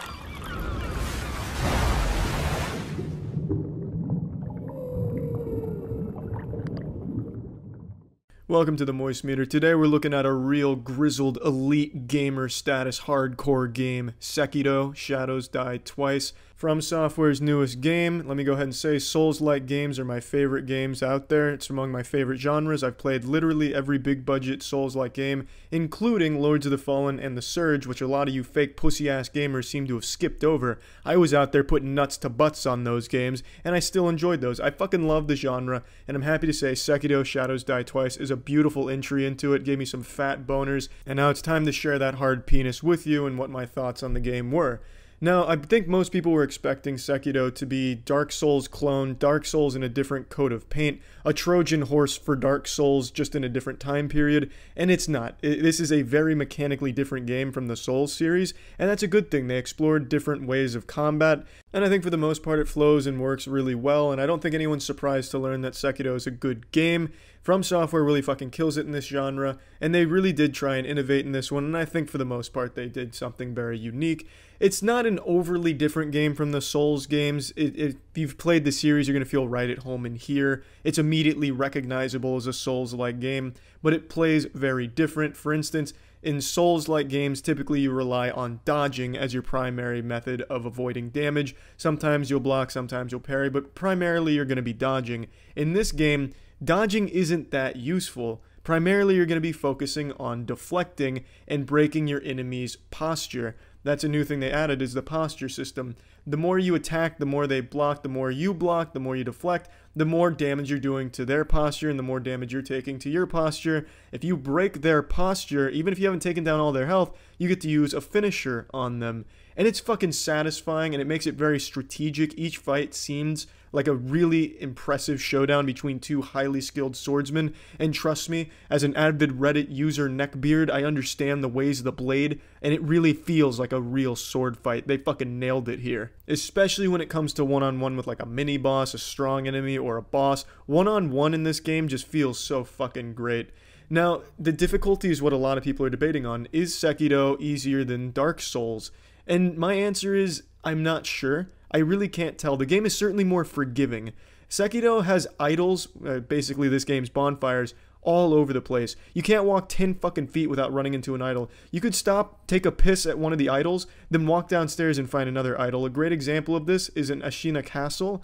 At the top level, after you defeat a boss, you unlock an idol. You go downstairs and you immediately get another idol. So you have an idol on one floor and on the floor below it, literally about 10 feet apart. They give you so many idols. Also, death isn't as punishing as it is in Dark Souls. You lose some of your sin, which is your currency, and then half of your XP as well. But really, neither one were that big of a deal in my playthrough. Losing the sin didn't exactly feel as devastating as getting like rejected the prom or anything. Neither did losing the XP, because you can get it back pretty easily. Plus, when it comes to losing XP, you never drop a level. So let's say you start at level 2 in your skill points, and you die 50 fucking times, you just get ass blasted 50 times, you never go back to level 1, you still stay at that benchmark right there. So death, I think, is a little more forgiving in this than the Soul series, where you lose all your souls and you get kind of fucked hard sometimes. This one, you never really feel like you're getting face fucked by death. You can kind of just keep charging at it. If you, let's say you spend all your sin, you can kind of just keep charging at a hard enemy or a hard horde and just fucking meatballing your way through. Just fucking keep dying, just keep wet noodling it and never have to worry about it, because it's not that big of an issue. The only thing is, if you do die, you have an option of resurrecting, and the resurrection causes dragon rot, which will lower your unseen aid, which is another mechanic in the game, and also inflict your NPCs with what's called dragon rot, which makes some quest lines inaccessible. So that can definitely be a hindrance, but you can get rid of dragon rot, and you can choose when you get rid of dragon rot based on when you use the item to get rid of it. I think all of these mechanics work really well, but overall make it a more forgiving Souls-like game. For some people that's a positive, for others it's a negative. For me, I was neutral on it because it's still just a fun fucking game. Now, one thing I really have to critique on the game is the camera. The camera betrayed me more times than I can fucking count, especially indoors. Indoors in an enclosed space, sometimes it'll just take the lock off of the enemy and it'll throw itself into like a goddamn toilet somewhere, just get lost in the shitter. You can't see anything and you just get absolutely clobbered, and by no fault of your own, just some spotty camera shit. And I also don't really like Sekiro's approach to difficulty in some circumstances. In some boss encounters and mini-boss encounters, the way they make it hard sometimes isn't because it's a hard enemy, it's they'll throw multiple enemies in addition to that enemy at you, so they'll just try and overwhelm you with numbers, and then it becomes a huge challenge. I think that's a really lazy way of making a boss or mini-boss challenging. I prefer if his combo strings or moves were just better designed and to make it a more mechanically challenging boss, instead of, holy shit, I'm just getting hazed in the football team's locker room here by all of these enemies. I just don't like that approach all that much. Also, in the game, you get a robo-arm, a prosthetic arm, which comes with a lot of different attachments, like a fucking flamethrower, things like that. I think all of the prosthetics were very, very situational, to the point where you'd almost never use them and you'd always just forget that you even had them. I don't think the prosthetics ever really had a strong purpose, at least in my initial playthrough. New Game Plus, I find myself using it a bit more. That's another thing, New Game Plus is extremely easy. I expected it to be harder, not a complaint, just saying. but the prosthetics never really solidify themselves as a valid thing to use against any enemies of any kind. Sometimes, like with the finger whistle prosthetic, you can plan out a strategic attack, and I could see the use in that. But in terms of combat, I don't think you will ever use a prosthetic for more than like breaking a shield or something with the axe. Or just very briefly stunning the boss with the firecracker so you can get one cheap shot in on him or break up his combo. Also, in addition to that, there's a couple skill trees that are totally fucking worthless as well. The martial arts tree serves genuinely no purpose at all. It doesn't really increase the duration of your consumables by much, maybe like 2 or 3 seconds from what I've seen. And also it doesn't increase your sin gain by that much. And all of the offensive moves in the martial arts tree you should never ever get. It's a huge waste of your skill points. I have seen no reason to ever use anything from the martial arts tree. And the last complaint I have about the game is the hook shot. I don't exactly know how else to explain it. The thing that you latch onto roofs and you swing towards them, to put it for all of you non-Sekiro veterans out there. That lock-on is very all over the place and inconsistent. Sometimes you're like right underneath the thing that you want to grapple onto, and it will not pick it up. It seems like it works when it wants to work, and sometimes it just fucking falls asleep and won't work at all. I swear that shit just made me so soft sometimes. But anyway, let me plug this shit into the moist meter. I'm giving Sekiro Shadows Die Twice an 85%. I think the game is spectacular. I fucking loved it start to finish. Also, the final boss, I think, is a huge piece of shit. The final boss is the hardest boss in any Souls-like game I have ever played. And I beat the shit out of every Souls-like game, and I never struggled as much as I did on the final boss. You have to fucking fight 4 different phases with full health bars, and the third phase and fourth phase of the final boss, I think, are just genuinely unfair to a certain degree. I had to cheese it to beat him, and I'm embarrassed to say that because I've never had to resort to using any type of cheese on any boss in any of the Souls-like games, but in this one, I unfortunately did. I haven't gotten back to him in New Game Plus yet. I'm taking my time and exploring again, and this time I feel like I can probably get him, but still, that boss is fucking brutal. Now, I'm always asked to the tier list, put the Souls-like series in order from best to worst. So I'll give you my tier list for the Souls-like games. Number 1, Nioh. Nioh's my favorite Souls-like. Second place, Dark Souls 1. Third place, Bloodborne. Fourth place, Sekiro. And then 5th place, Dark Souls 3. 6th place, The Surge. 7th place, Dark Souls 2.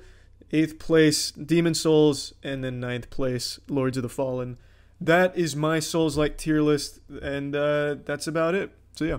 Initiating moisture.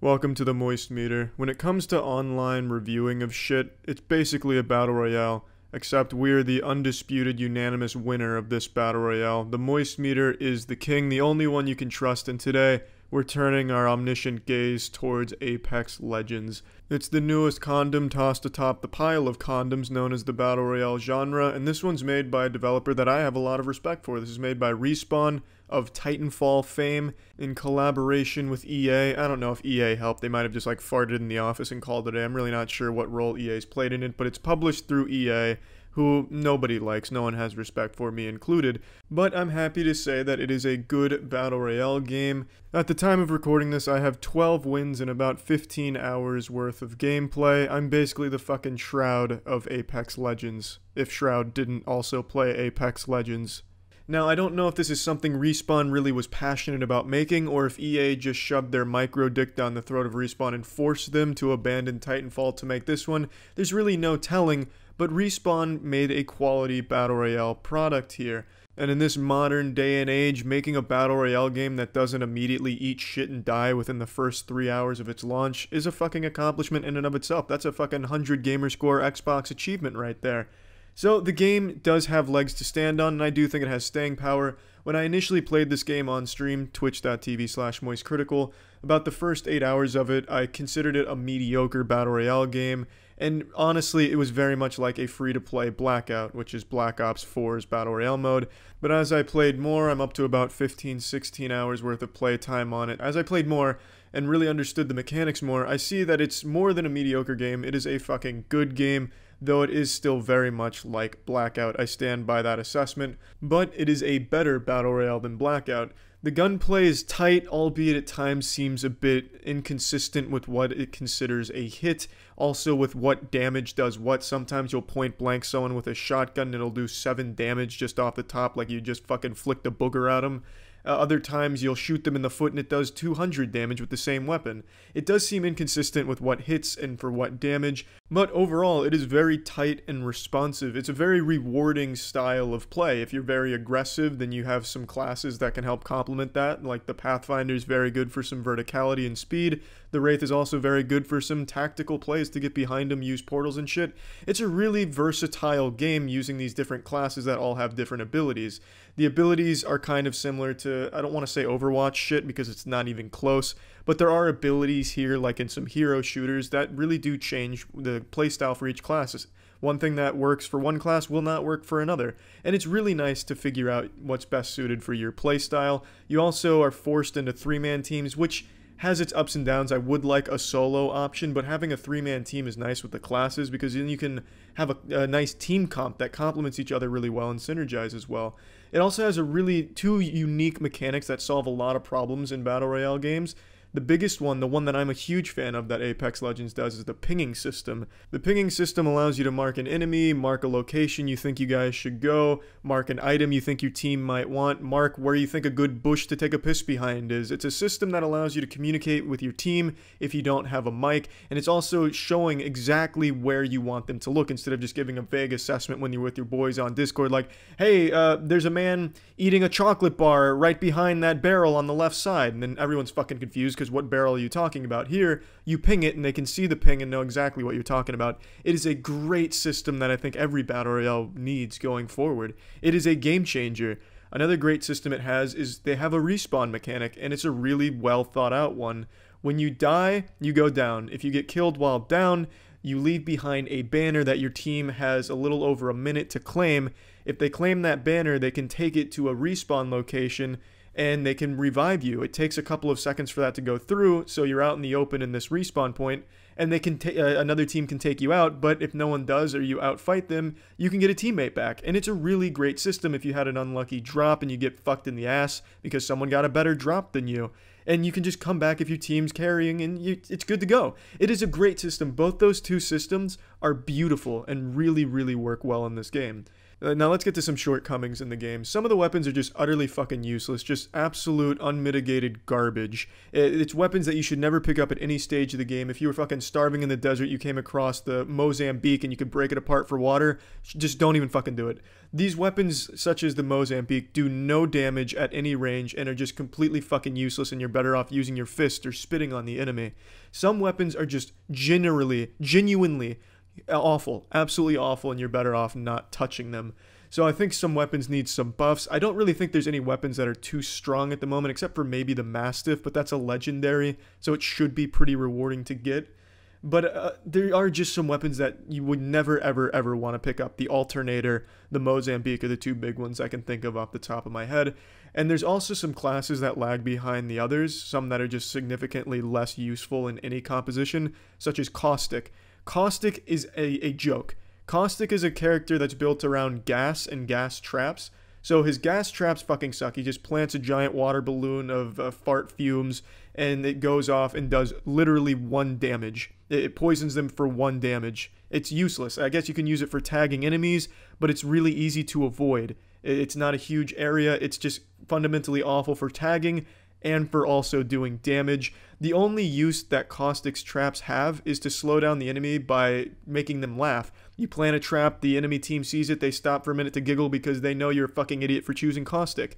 His ult is a giant area of effect gas bomb that all the times I've used it, and I've used it about 10 times now, the most damage I've gotten out of it is 7. It ticks from 1 up to 7, and it's so fucking laughable that I just wanted to quit the game the second I threw it each time.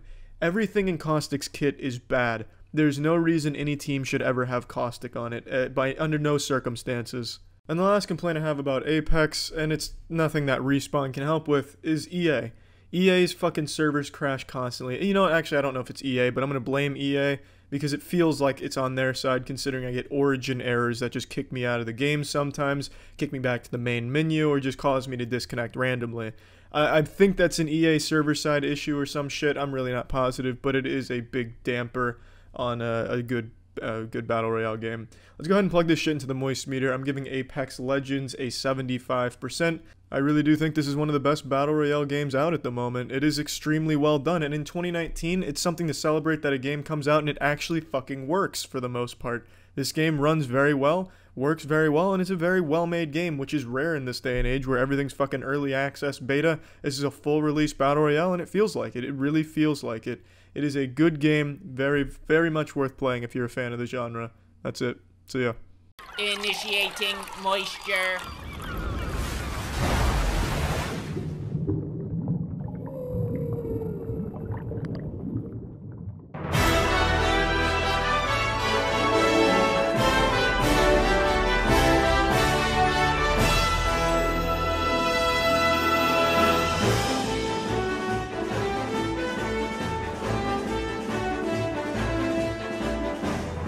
Welcome to the Moist Meter. Today we're finally taking a look at the new Super Smash Bros. I know we're a little tardy to this party here. This shit's been out for like 10 days, which means everyone on the internet's pretty much forgetting about it by now. But I really wanted to wait to do this Moist Meter until I got my dick wet in this game. I wanted to play a lot of online matches, I wanted to really familiarize myself with all the mechanics and most of the characters, and now I can say I finally have, and that I really do have a firm grasp on the game and can review it properly. To quickly just shit on modern games journalism, most of the game journalists that review games don't even get past the tutorial, and they're fucking awful at the games, so I didn't want to do like a half-baked review and review this after doing like 10 adventure mode matches and 1 online match. I wanted to make sure that I could review this as someone that really put a lot of hours, blood, sweat, tears, and cum into the game. And now that I have, I can say this game is fucking great. Smash Bros. Melee is a game that is near and dear to my boners. I played the shit out of it for most of my life and most of my college life. I was never extremely good, but I was middle of the pack. I would run shit in the dorm rooms. It was a lot of fun. I didn't care much for Brawl or Smash 4. I basically just used those discs to wipe my ass with. That shit wasn't all that fun to me.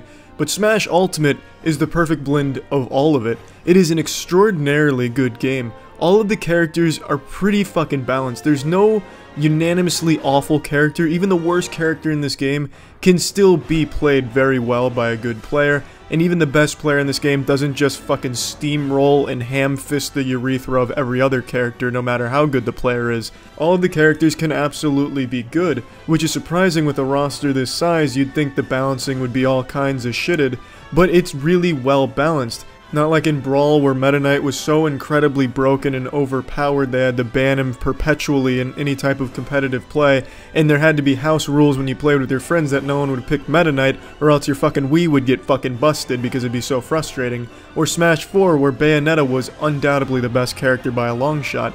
This game has so many characters that could easily be considered the best in the game, depending on who's playing them. It's really impressive how well it's balanced. Just on a personal note though, I fucking hate Inkling. I think if you pick Inkling, Santa Claus is going to be delivering coal and cow shit into your stocking this year. Inkling is super fucking frustrating. It's just a one-trick pony, side B into buttfuck. Can't stand that character. Wouldn't say it's broken, but it's really frustrating to play against. Fuck Inkling. Moving on though, this game has a really good campaign, story mode, the adventure mode. The adventure mode I thought would just be kind of tacked on and not very fun, but it's pretty fucking deep. They have a RPG-like system. They have spirits that you pick and choose from, catered to whatever character you're playing as or your play style, that enhance certain aspects. Some that will give you an item to start with, some will just straight improve stats, give you an extra jump. It's actually a pretty decent system. There's a skill tree as well. It's not too deep or anything. You're definitely not going to get overwhelmed with the choices or anything like that. It's not going to be like Path of Exile where you zoom out and then all of a sudden you puke because it's just so much shit there to take in at once. It's like a fucking Harry Potter's book worth of text to read about the skill tree and shit. The game's deep enough to keep it fun and fresh, and the adventure mode is extremely long. It's like a 24-hour campaign. Using Olimar and my broken spirit setup though, I was able to one-shot my way through most of the game, so it only took me, an expert gamer, approximately 16 or 17 hours I believe, start to finish. So I probably have the speedrun world record at the moment on the game. Just saying, I can't prove it yet. I don't have any scientific data to back it up, but I can say with a high degree of confidence I'm probably up in the top 5 of speedruns there. The story of the adventure mode is nothing to write home about. It's really bare bones. It's not anything impressive or anything like that, but I don't think anyone's buying Smash Bros. To be blown away by a story. They want to just have some fucking fun with their friends and just smash like shit. And this game is perfect for that. You can get your fucking boys together, crack open a couple Budweisers on your forehead, snuggle up next to each other in some nice cozy pajamas, and just have a fucking blast playing Smash Bros. It's a really fun game. It's not as technical as Melee, I don't think, personally. But then again, I'm not a top tier player at this yet, so probably maybe there is more under the hood to this than I currently understand. My little reptile brain may not have been wrapped around everything the game has to offer yet. But so far, it doesn't seem as technical as Melee was, which isn't a complaint. It doesn't need to be. It's technical enough to be a big gap between a regular player and a very good player. There's a lot of competitiveness to this game, and it's a really good competitive fighter. Now let's move on to my only big complaints here, and it's the online. The online is trash. It's some filthy fucking anus. It is really poor. There's not a whole lot of options, and it's so primitive. Nintendo is stuck in like the late 90s with their multiplayer understanding. They just don't get it. This shit is an archaic fossil of multiplayer. You have to pay for it too, which is just an insult. They're just spitting in your face. It's 2018 when you have to pay for an online multiplayer service. It's a joke. I wouldn't be surprised if soon Nintendo requires you to downgrade the dial-up to use their services online. They make you type in a fucking friend code if you want to friend request someone without being in the same lobby. It's room codes instead of searching for specific rooms or a host or anything like that. It's just so baffling how out of touch they are with 2018 multiplayer. It's almost laughable if it wasn't so sad because the game's great and it really hampers the experience when trying to play online. Not only is it just primitively designed, but once you're in the game, the network can't really hold itself up super well, so you'll be landing in these really laggy rooms where you're gonna go frame by frame like a PowerPoint slideshow when playing against somebody. It's just rough. The online is super rough. It could easily be fixed with a patch, I think, if they put some effort into it and maybe learn how multiplayer is done these days, instead of taking notes from a textbook they found in an Egyptian sarcophagus about multiplayer compatibility. Because if they could just fix that, this game would be everything Smash Bros. Needed to be. It has everything that most people wanted. A great cast of characters, more characters to come as well. It looks like they're going to be constantly updating it with balance changes already coming out. It's just a very, very good game. But the multiplayer just holds it, the online multiplayer, just holds it back so fucking much and is a huge shit stain on an otherwise nearly flawless product. And I know you can absolutely argue that there are other flaws with this game, but I feel like they're so trivial in comparison to what the game brings that I don't even think it's worth wasting breath talking about them. Let's go ahead and plug this shit into the moist meter. I'm giving Smash Bros. Ultimate a 90%. The game is extraordinary, it's extremely fun, and it's just held back by a startlingly bad multiplayer. Not just because of really bad practices from Nintendo and not understanding multiplayer, but even the actual multiplayer itself doesn't function as well as it needs to, and it's surprisingly limited in the options that it has. But otherwise, the game is perfect if you want to just play with your friends. It's a great game even if you just want to play by yourself and do like story mode or against CPUs. It's just a great fucking game. I do think this is probably the best Smash game overall, and I don't say that lightly with how closely attached I am to Melee. I have been absolutely loving Smash Ultimate. That's it. See ya. Initiating moisture.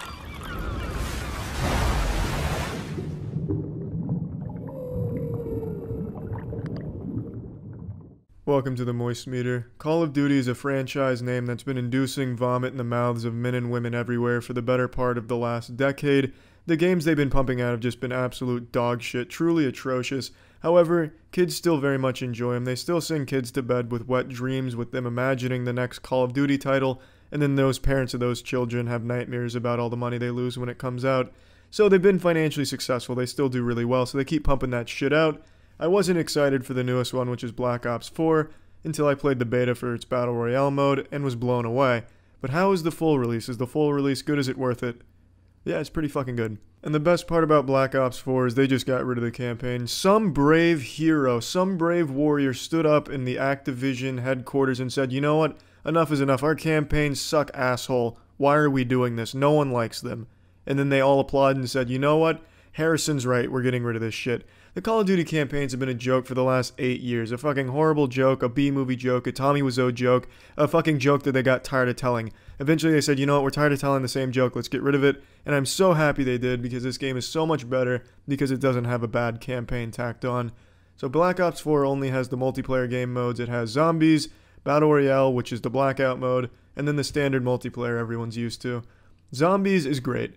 They made some questionable decisions like removing Juggernaut, but overall it's still a very good zombie experience that you've come to know and love from Treyarch. Really well done, and I have no complaints there except for maybe taking out a couple of things that I don't quite understand the reason for. The multiplayer, which is the standard competitive multiplayer you're used to from COD franchise, is good. I'm not personally a huge fan of the formula, but it's functional. It works well. It does what it aims to do. It's like a condom. You know what you're getting when you put it on. And it's safe. There's nothing that's going to blow you away. There's nothing that's going to have your jaw on the floor with your testicles right next to it by how good it is. But it's safe. It's normal. It's what you'd expect. So there's no complaints there from me either. It's not personally my taste, but I can recognize it is objectively well executed. It's clean. The biggest complaint with multiplayer is the spawns. The spawns are objectively awful. I've seen 3 play the games where a guy gets a kill, dies, and then gets another kill or a kill after that. So he was able to die and spawn next to enemies. That's a clear problem with the spawning system. That shit needs to be reworked. You can't be having an elite gaming specimen spawning next to some Boy Scouts that didn't even expect them there. So it's a little broken with the spawns, but everything else is pretty clean. Now the biggest thing with Black Ops 4 is its Battle Royale mode, Blackout. That is what I was most excited for after playing the beta, and it almost hurts me to say, but the game's Battle Royale is just so fucking good. I've never enjoyed Call of Duty quite like I have the last week or so of me playing this one. It's just so fucking fun. The Blackout mode is excellent. Absolutely excellent. Now, let me talk about the problems I have with the mode, though, because there are some shortcomings. The sound. The sound in Blackout is horrible. It's deceptive. You have no idea where shots are coming from. It'll sound like there's a guy shooting in the bathroom right next to you in the house, but it turns out that guy was shooting across the map at a helicopter. The sound echoes everywhere, and you can never deduce the genesis of where the sound is. You can never tell where it's coming from. It's like you're stuck in like a fucking echo chamber, and you just can't figure out where it is. It's really frustrating trying to use sound to pinpoint enemies. It's very inaccurate.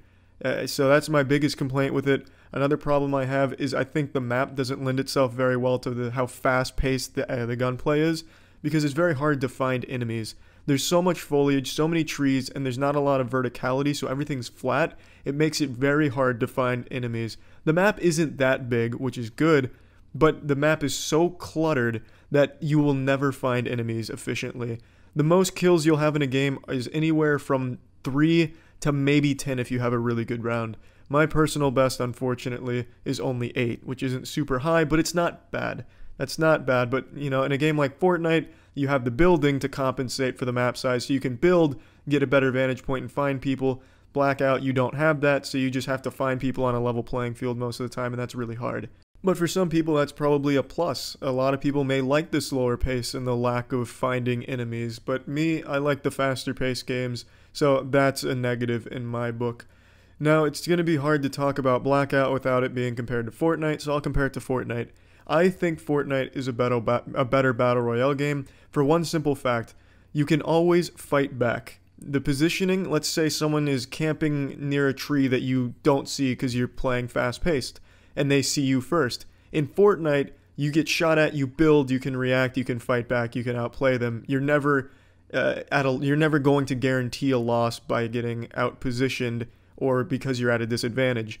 In Blackout, if someone has a better position, sees you first, you're pretty much fucked. I mean, that is, of course, unless the guy that spots you has got his soft cock in his hands with his eyes closed shooting at you. But the majority of the time, if someone sees you first and you don't see them, there is no chance of you winning that encounter. And I think just for that one simple difference between Blackout and Fortnite, where Fortnite has a mechanic that allows you to fight back even at a disadvantage, and Blackout does not. It doesn't have anything for you to fight back with. It just leaves you out there with your asshole out in the open, exposed and shit.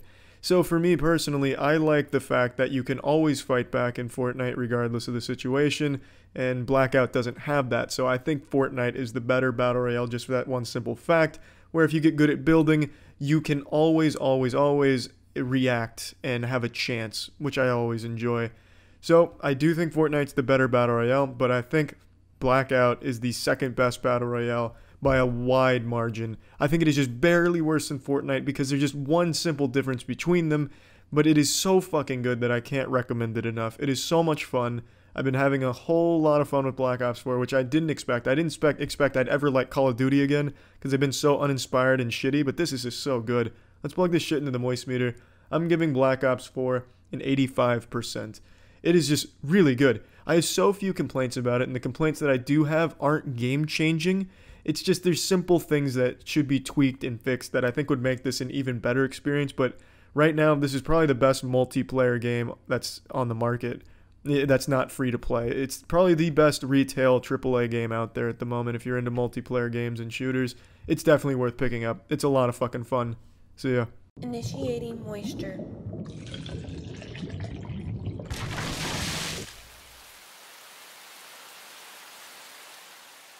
Moist meter. Cuphead.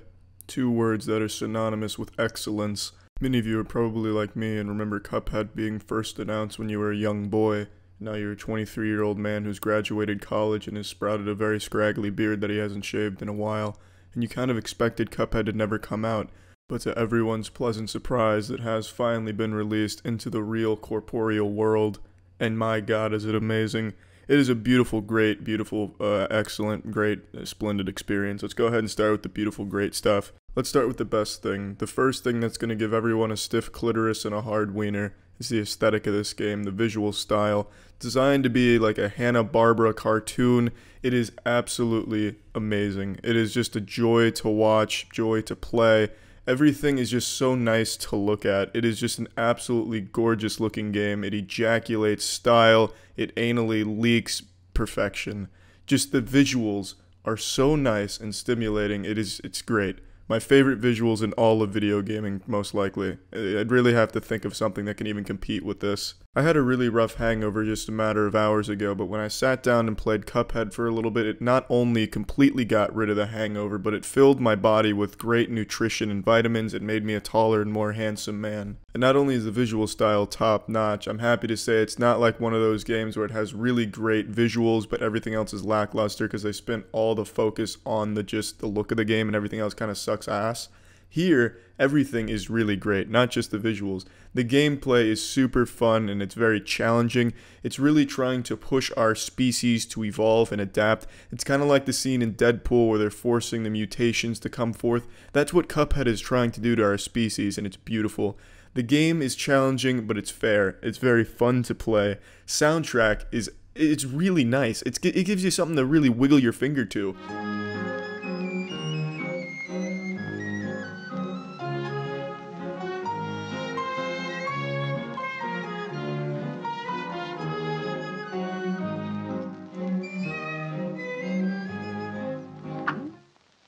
It's just a great and fun soundtrack.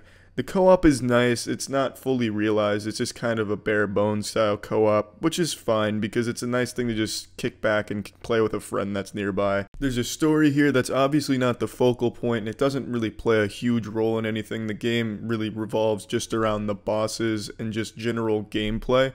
But the story, it really isn't bad. It's pretty interesting, and it makes you want to figure out how these two cups are actually going to beat the devil.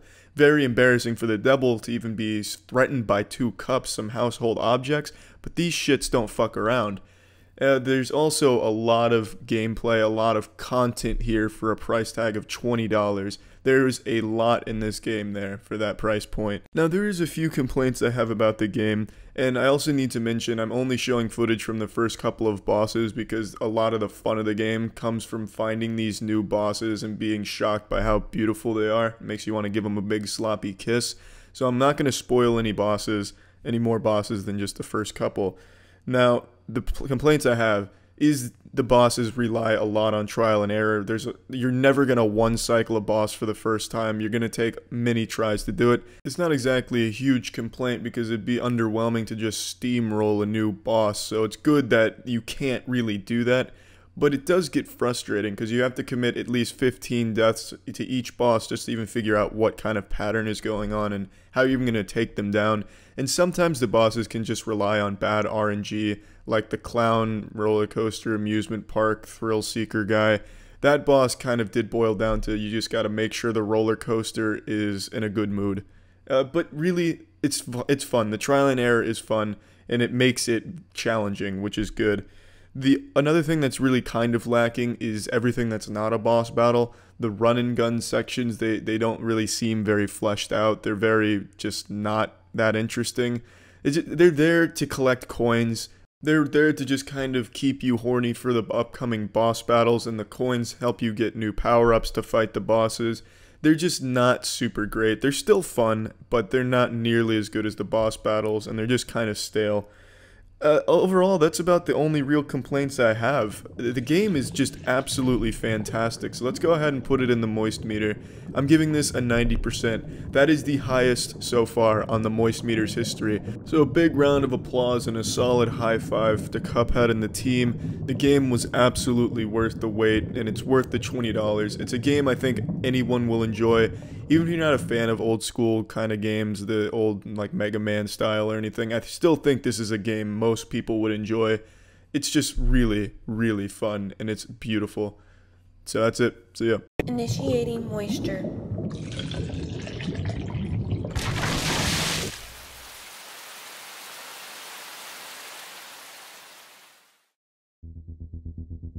Welcome to Moist Meter. How wet are ya? If you'll check your menus, you'll see that the only item on today's menu is the Surge.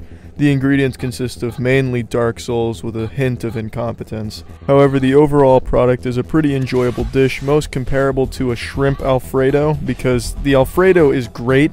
However, the shrimp kind of brings it down a little bit. I'm a fan of shrimp, but shrimp to me just doesn't go very well in an Alfredo pasta dish. And that's kind of how I feel about this game without giving too much away right off the bat.